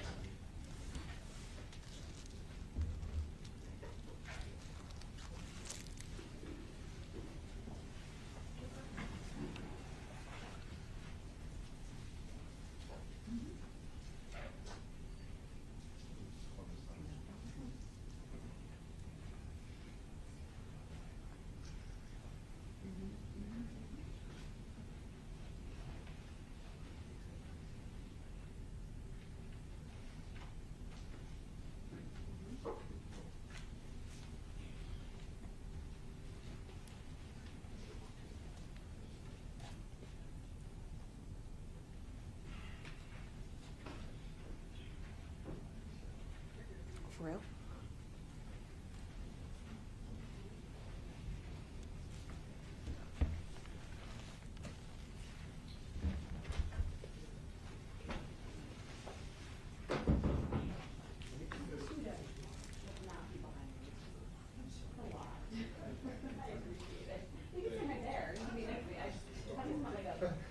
Being behind me. No, I don't even mean that. I just Imagine how it would feel if you were able to walk behind me. You'd be like, because you have your stuff displayed and. I didn't know you weren't doing anything with the house. I don't even mean my screen, I just mean like the presence behind me. Okay, I'm just close to focus. Yeah, there's fine. I don't know about that.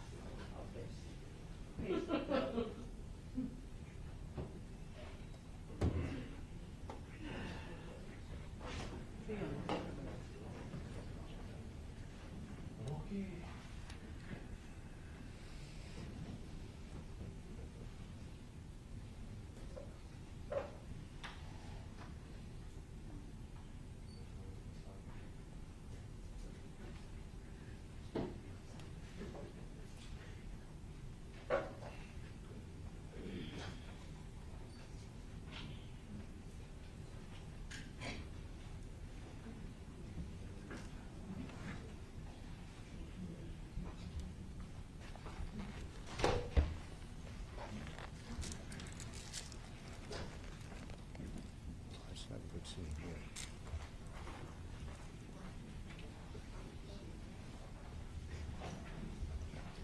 Off record?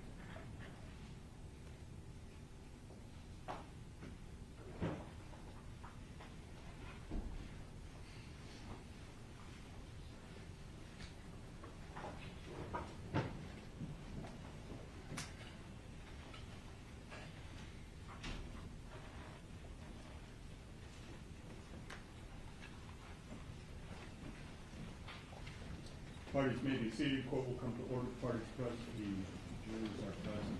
Ladies and gentlemen, welcome back. State, you may proceed. Thank you, Judge. Your Honor, with your permission, with the court's permission, may I please ask for Mr. Michael Boatwright to step around the defense table, please? Yes, you may. It's all right. You stand in front of the table there. Thank you. Okay. Mr. Yocum, you have an opportunity to see Mr. Boatwright?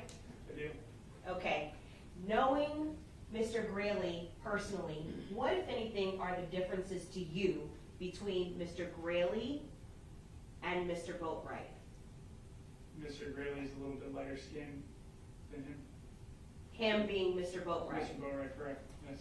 Okay, and in terms of in the face, because you know Mr. Graley, does Mr. Graley look like Mr. Boatwright? Not at all. No further questions.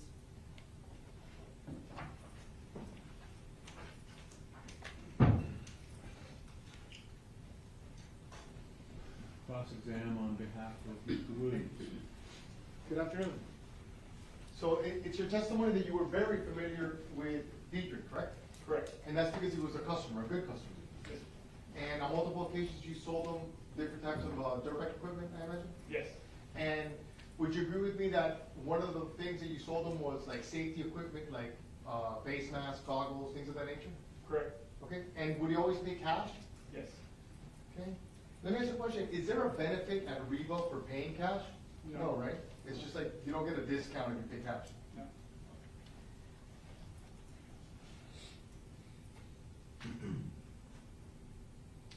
Do you recall him this day? Do you remember this day? Do you recall seeing him there, or you just? I recall seeing him there. Okay. Did he look?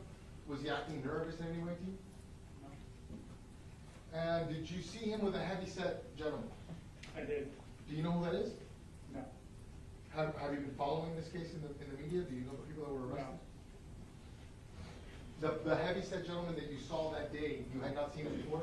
Objection asked and answered. I did not say that. Overruled. You can answer. I did not see him at the store that day before.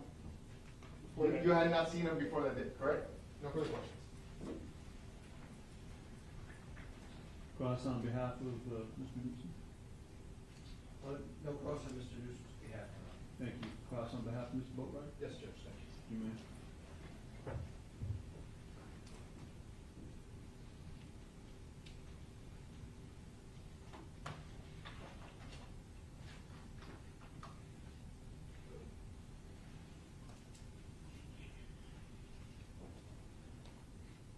Mr. Yoakum, you testified on direct examination that Keith was at Reba ordering parts for his ATV.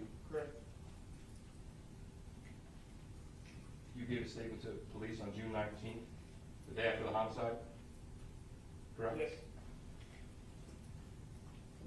And isn't it true that in the June 19th statement, you told officers that Keith was there buying a mask? Objection, Judge. Hearsay, and I'm assuming he's trying to do impeachment is improper. Overruled. You can answer the question, sir. Yeah, if it's in my statement, that's correct.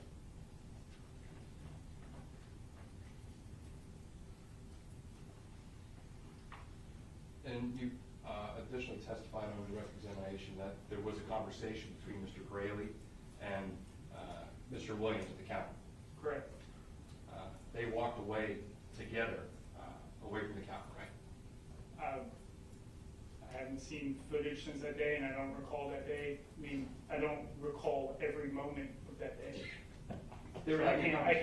Truthfully, I can't answer yes they did or no they didn't. I don't know if they walked away together. Okay. They were having a conversation at the counter. Okay, yes. Did you hear the entirety of that conversation? A majority of it, yeah. But not all of it? No, not all of it.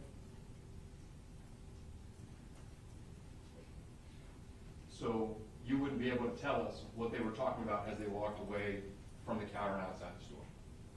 No, not if they were out of hearing distance.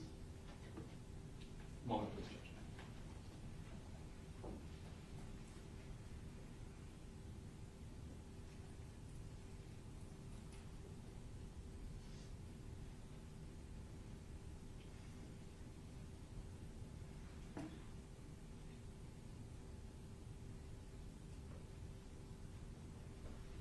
Thank you, sir. Nothing further. Redirect? No, Your Honor. Thank you. You're excused. Please do not discuss your testimony with any other witness.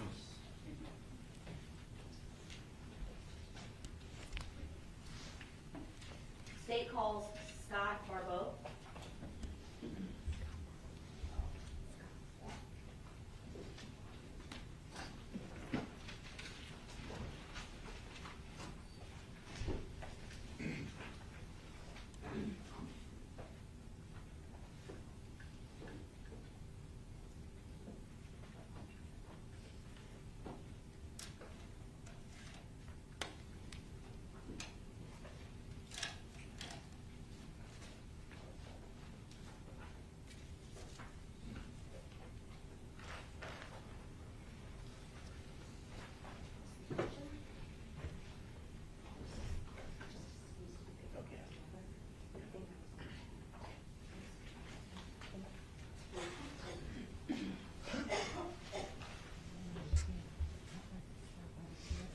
Remove your glasses, please.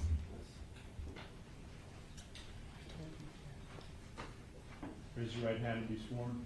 Do you solemnly swear to tell the truth, the whole truth, and nothing but the truth? Yes. Thank you. You may be seated.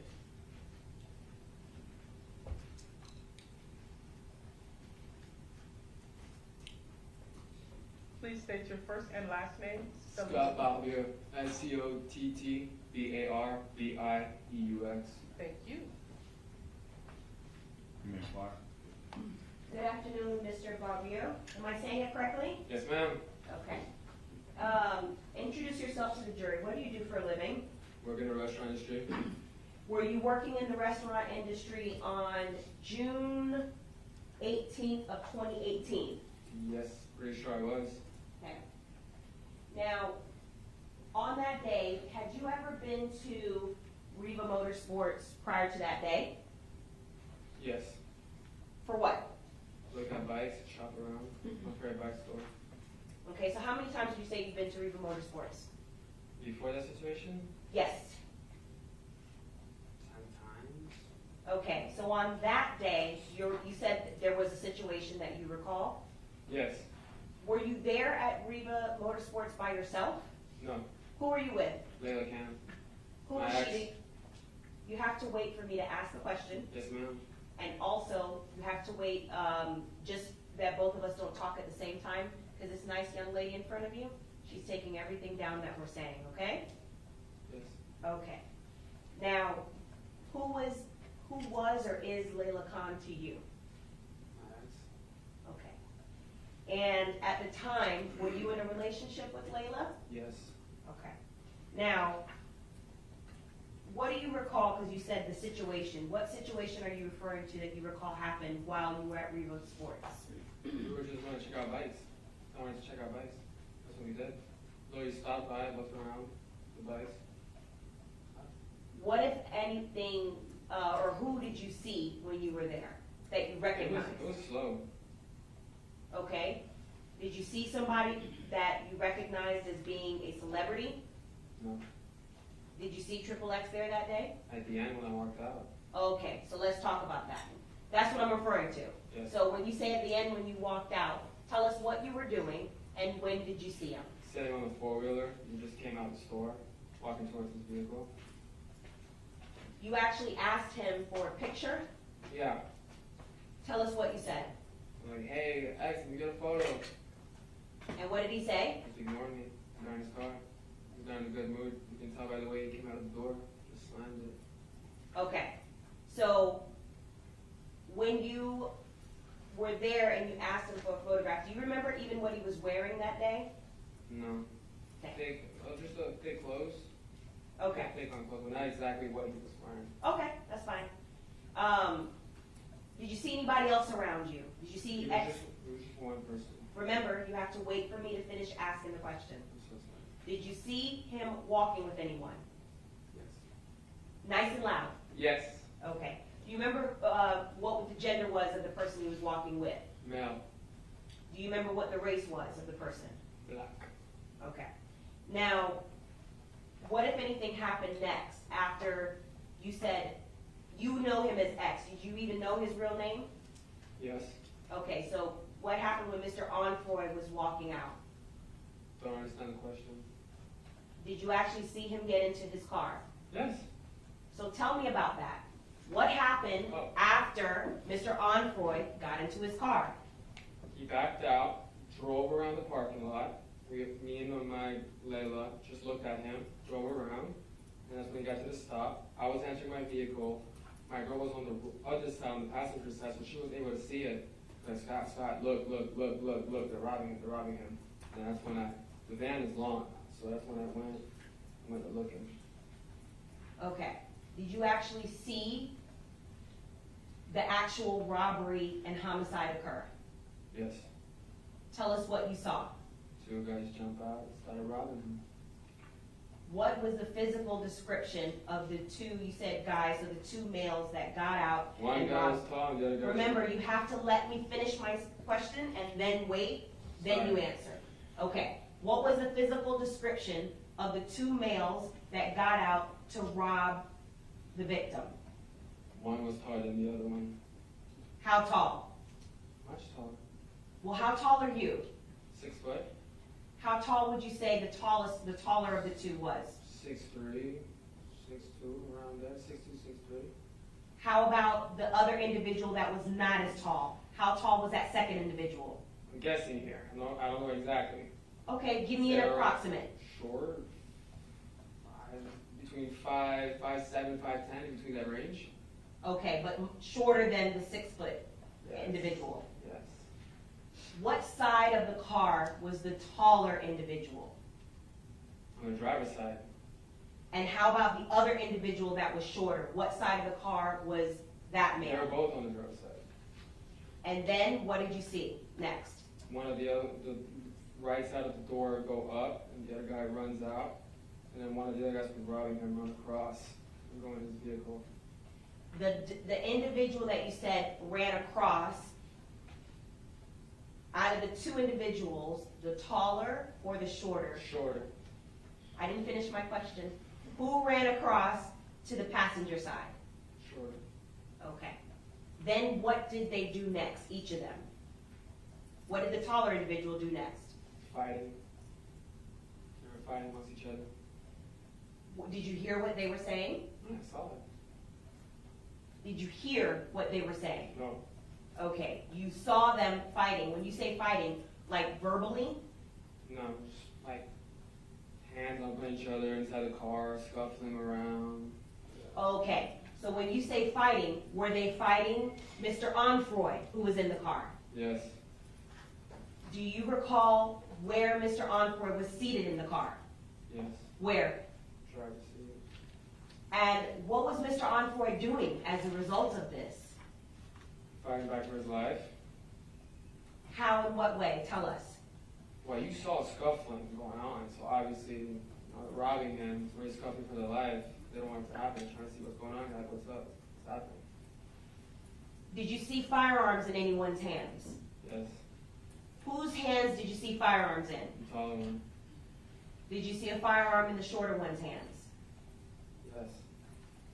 Do you know what type of firearm the taller one had? Not exactly, but I know that it was like Okay, you don't have to guess. I don't want you to guess. yeah, Okay. Do you know what type of firearm the shorter one had? not exactly. Okay. But you're certain they both had firearms? Yes. Did you see when the car that they jumped out of pulled up? Of course. Okay, so how fast did it pull up? In front of Mr. Oh, Onfroy's no, I car? didn't see the car exactly pull out. I saw him jump out the car. Okay. She saw the car pull up. By the time she told me, look, they were already at the car. Okay. Yeah. Did you see if there were any other individuals in that car that they jumped out of?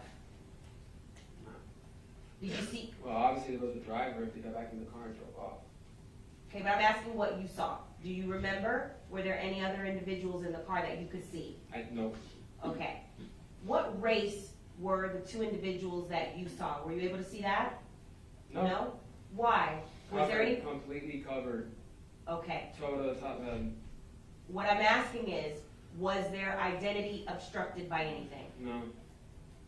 when I say identity obstructed? Were they wearing masks? Besides that, one of them had a red mask, one of them had a black mask. Besides that, I can't tell you the skin, exactly how Okay. it was, I couldn't see it. All right. Out of the two of them, did you see when Triple X, also known as Mr. Jose Enfoy, was shot? Yes. You have to answer audibly. Yes. And tell us what happened. What did you see? The guy just backed up and BAM!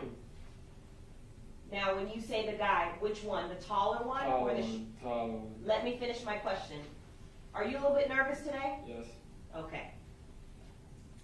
You never testified in open court like this? Nope. Okay. So just relax. Listen to what I'm saying, but let me ask my question first, okay? Fair? You have to answer out loud. Yes, ma'am. All right. Which individual out of the two, the shorter or the taller, is the one that fired his weapon shooting Mr. Enfoy? Taller one. And that's the taller one. On which side of the car was he when he fired the fatal shots? Driver's side. And you said that you saw him stand back and then just fire the shots? Yes. What did you see next? Jump in the car and drive off. Did you see if either individual had anything in their hands besides firearms from the car? No.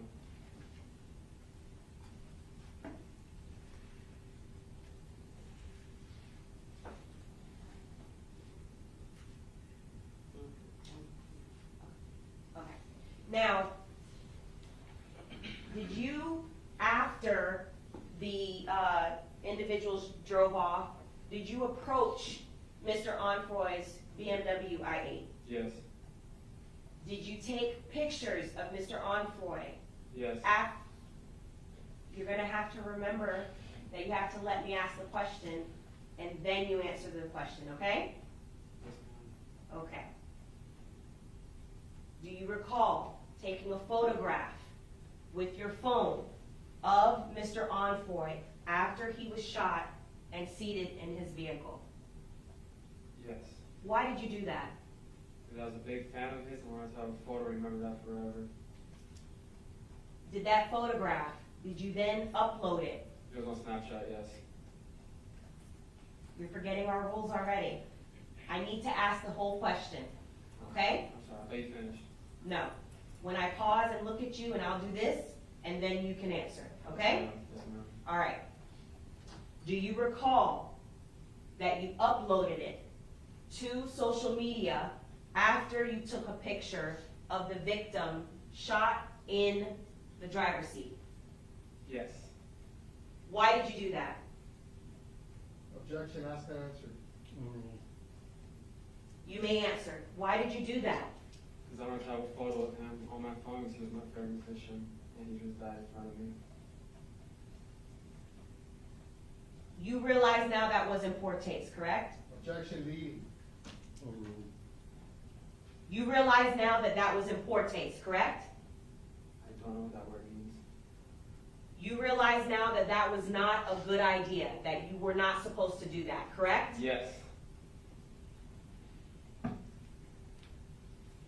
Did at any point you receive compensation for the photograph that you took of Mr. Enfoy in that position as he lay dying?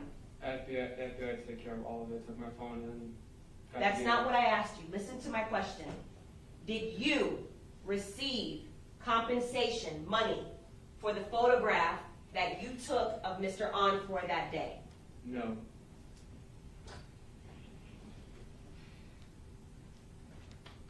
You stayed on scene, correct? Yes. And even though you had taken what you now say is a poor choice in a photograph, did you cooperate with investigators by remaining on scene and giving a statement of what you saw? Yes. No further questions.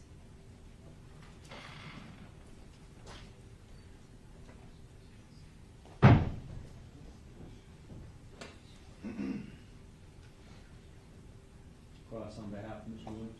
Yes, I will. Hi, good afternoon. I'm gonna ask you a couple questions, okay? So you testified that the first thing that you asked him for was a picture, correct? And he told you no? you testified that the first thing that you asked X for was a picture and he told you no. Yes.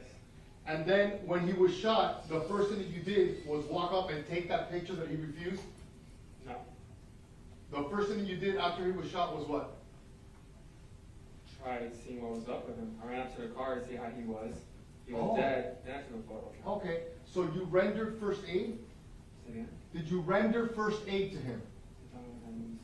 You don't know what the word render first aid is? No, sir. Objection, asked and answered. Overruled, rephrase. Yeah, did you give him, did you check his pulse? No? Okay, did you touch him at all? Yes. Okay. Are you, I understand that you're nervous, are you sober right now? Of course. Okay. Do you wear eyeglasses? Because I saw when you were walking up to the stand that you were wearing your sunglasses. Are those prescription sunglasses? No. Okay. Was it your intention to wear them and take the stand? Yes. Okay. Do you feel more comfortable wearing them? Yes. Would you like to put them on? No. So you walked up to him, did you take his pulse? No. Okay, so you said that you helped him. Could you explain to this jury how you helped this I individual? was trying to see if he's okay. He just got shot. How were you trying to see if he was okay? What did you do to see if he was okay? Lifting him up from the seat, checking if he was alright. He was completely dead. Okay, so you moved him in the seat. Was the seatbelt I down? put him up, just a little bit up.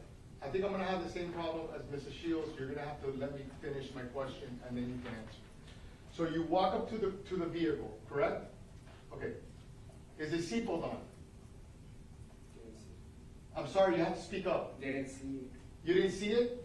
Okay, so he was slumped over? Is that your testimony? He was seated down. You're seated, okay? So then what did you do? Checked on him. Ran up to the car, to the seat, checked on him. Shook his shoulders? Just put my hands on him, see if he was Okay. okay. That's when I saw the bullet wounds, and that's when he was. Okay, that's when you saw him like that, okay? Yes, sir. And that's when you took your phone out, right? Yes. And took pictures, Yes.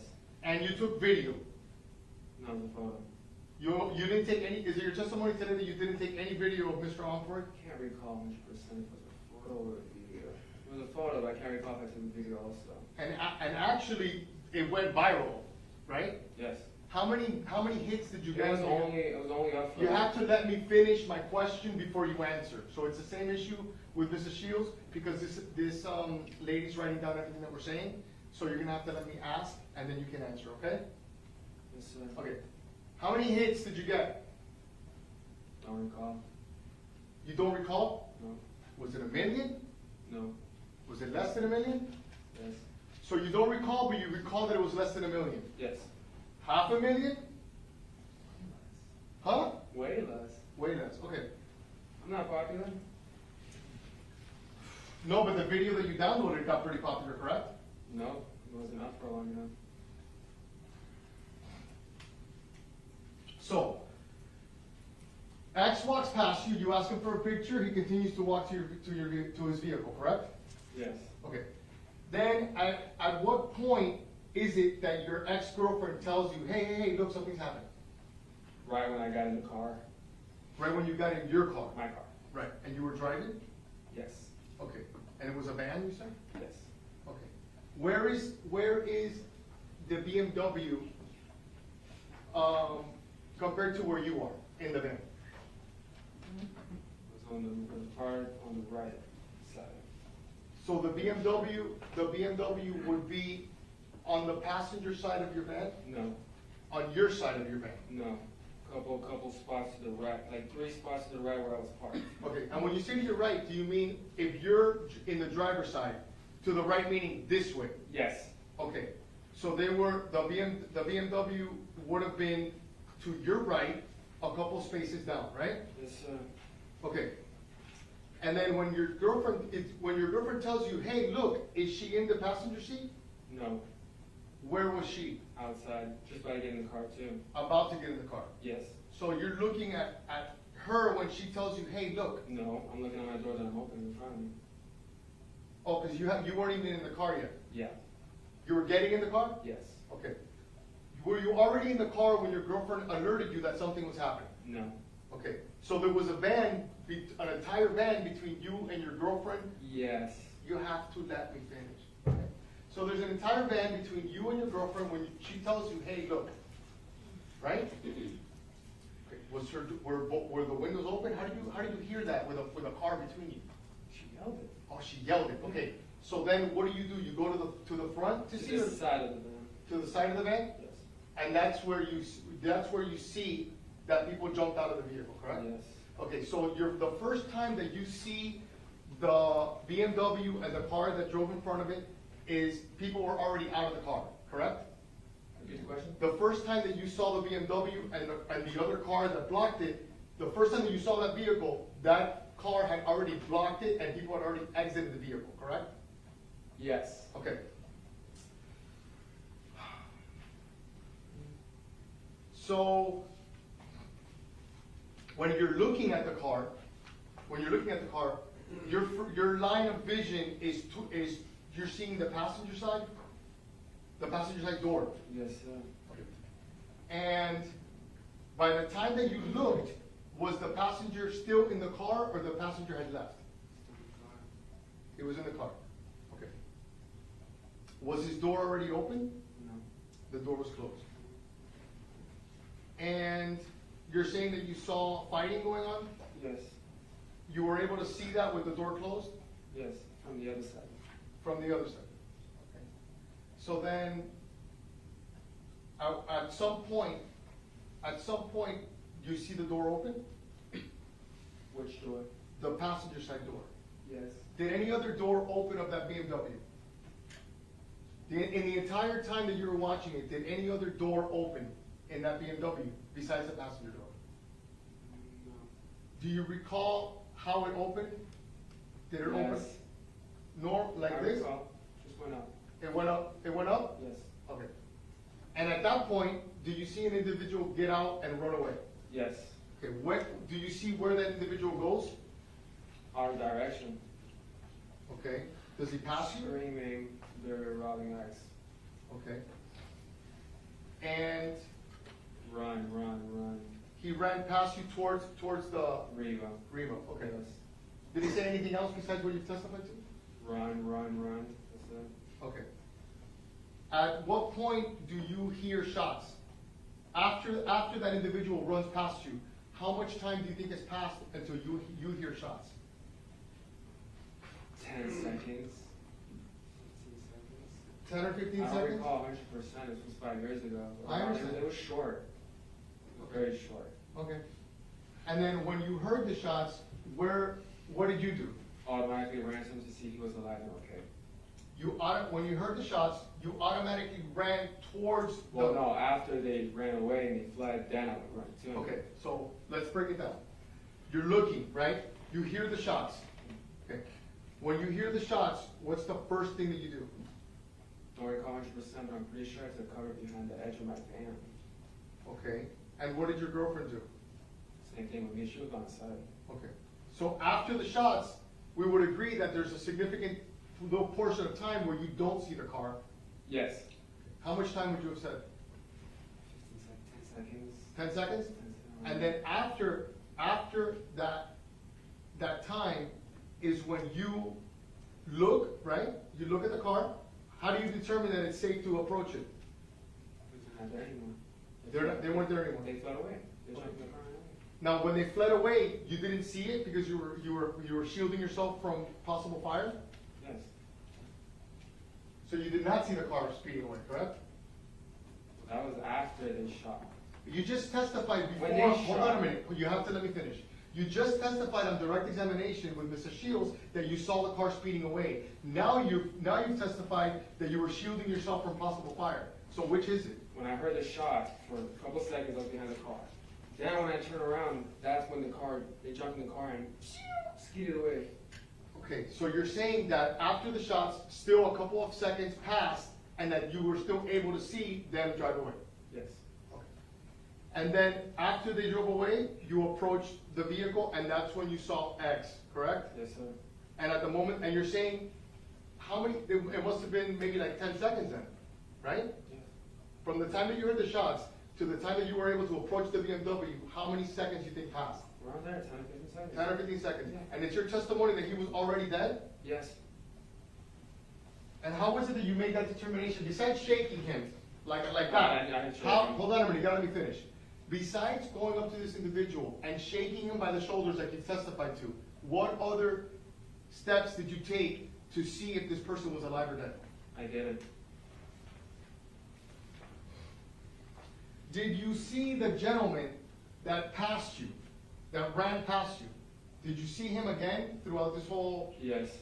Did he eventually approach the vehicle as well? Yes. Do you know when he would have approached the vehicle? So just to break it down, you approach the vehicle, you're there within 10 seconds of it happening, right? Right? Yes. Okay. That individual that passed by you, when would you say that he came towards the BMW? When would you recall that? Way later, when everybody drove off and guys from Rio Motorsports came out, saw what happened, and we all came into the circle. Like, what happened? Okay. Did you ever, at any moment after you shook X and you took your video or your pictures and everything, did you ever see that gentleman again? That individual that ran past you? No. Do you know where he was standing throughout all of this? Right, but after he ran out of the car, he went towards right in front of Rio. Okay, and you saw him there, standing there? Yeah.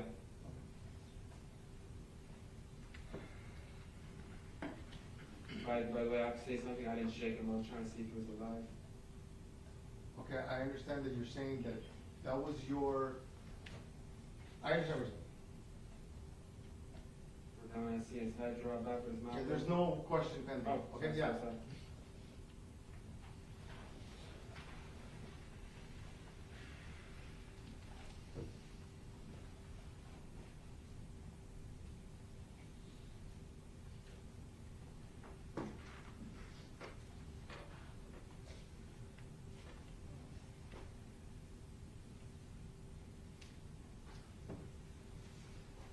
No further questions, Judge, thank you. Yeah, Mr. Newsom. Judge, no questions, we have Mr. Newsom. Thank you. On behalf of Ms. Bori? Yes, Judge, thank you.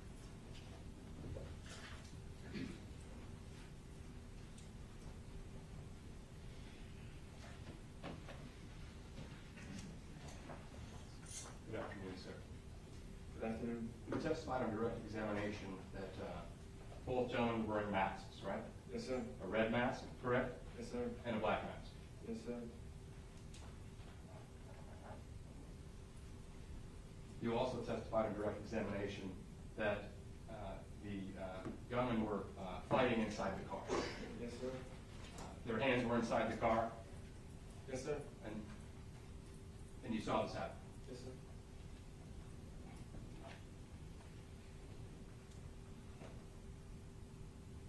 Did you hear the shooters say anything? Yes. What'd they say? Give me the stuff. Did police ever ask you about that statement? Mm-hmm. And you told them that? Yeah. Did police ever follow up and have you do what's called a voice lineup? Do you know what that is? No. A voice lineup is where you hear different voices to see if it's the one you heard. Did that ever happen to you? No. A moment.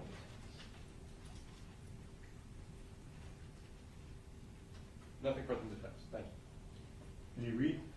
No, Your Honor. Thank you. You're excused. Do not discuss your testimony with any other witness. Yes, sir. Thank you.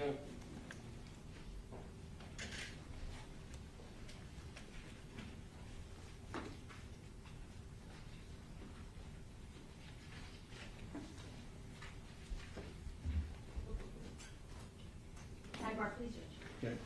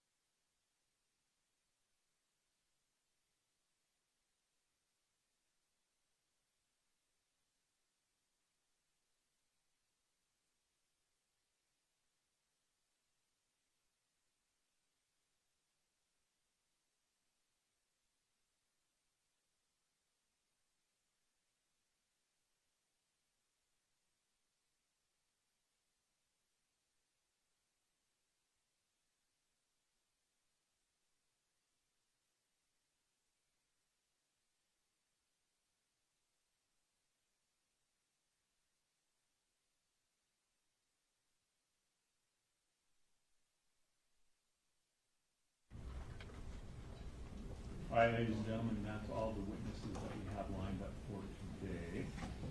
So, we will recess shortly, and, we'll reconvene again tomorrow at 10:30. So as with each time we break, I will remind you, you're not to form any definite or fixed opinions on the merits of this case. Please hear all the evidence, arguments of counsel, instructions in the law by me. Until that time, you must not discuss the case even among yourselves during the course of the trial. We'll take recesses, we separate, and go about your personal affairs. During these recesses, you will not discuss the case with anyone, nor permit anyone to say anything to you in your presence. Anyone attempts to, call me on the jury, ask me to stop, leave them alone, support matter to my deputies, seek counsel, witnesses, defendants, anyone else associated with the case in the hallway. They will ignore you. They're not being rude. They're following the orders of the court. Please make sure to avoid any inadvertent exposure to media or other accounts about the case outside of the courtroom. Have a wonderful evening, and we will see you at 10:30 tomorrow morning. Thank you.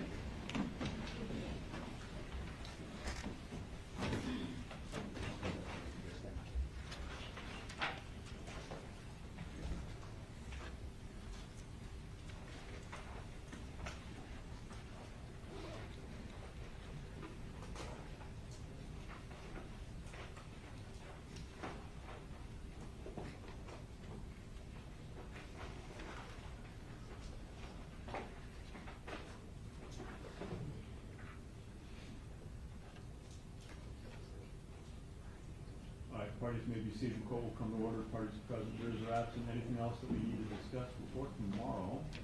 No, Your Honor, nothing from the state. Very good. All right. Thank you all. Be here at about 10:15. We'll try and get underway as close to 10:30 as possible. So we'll be in recess. Thank you, Judge.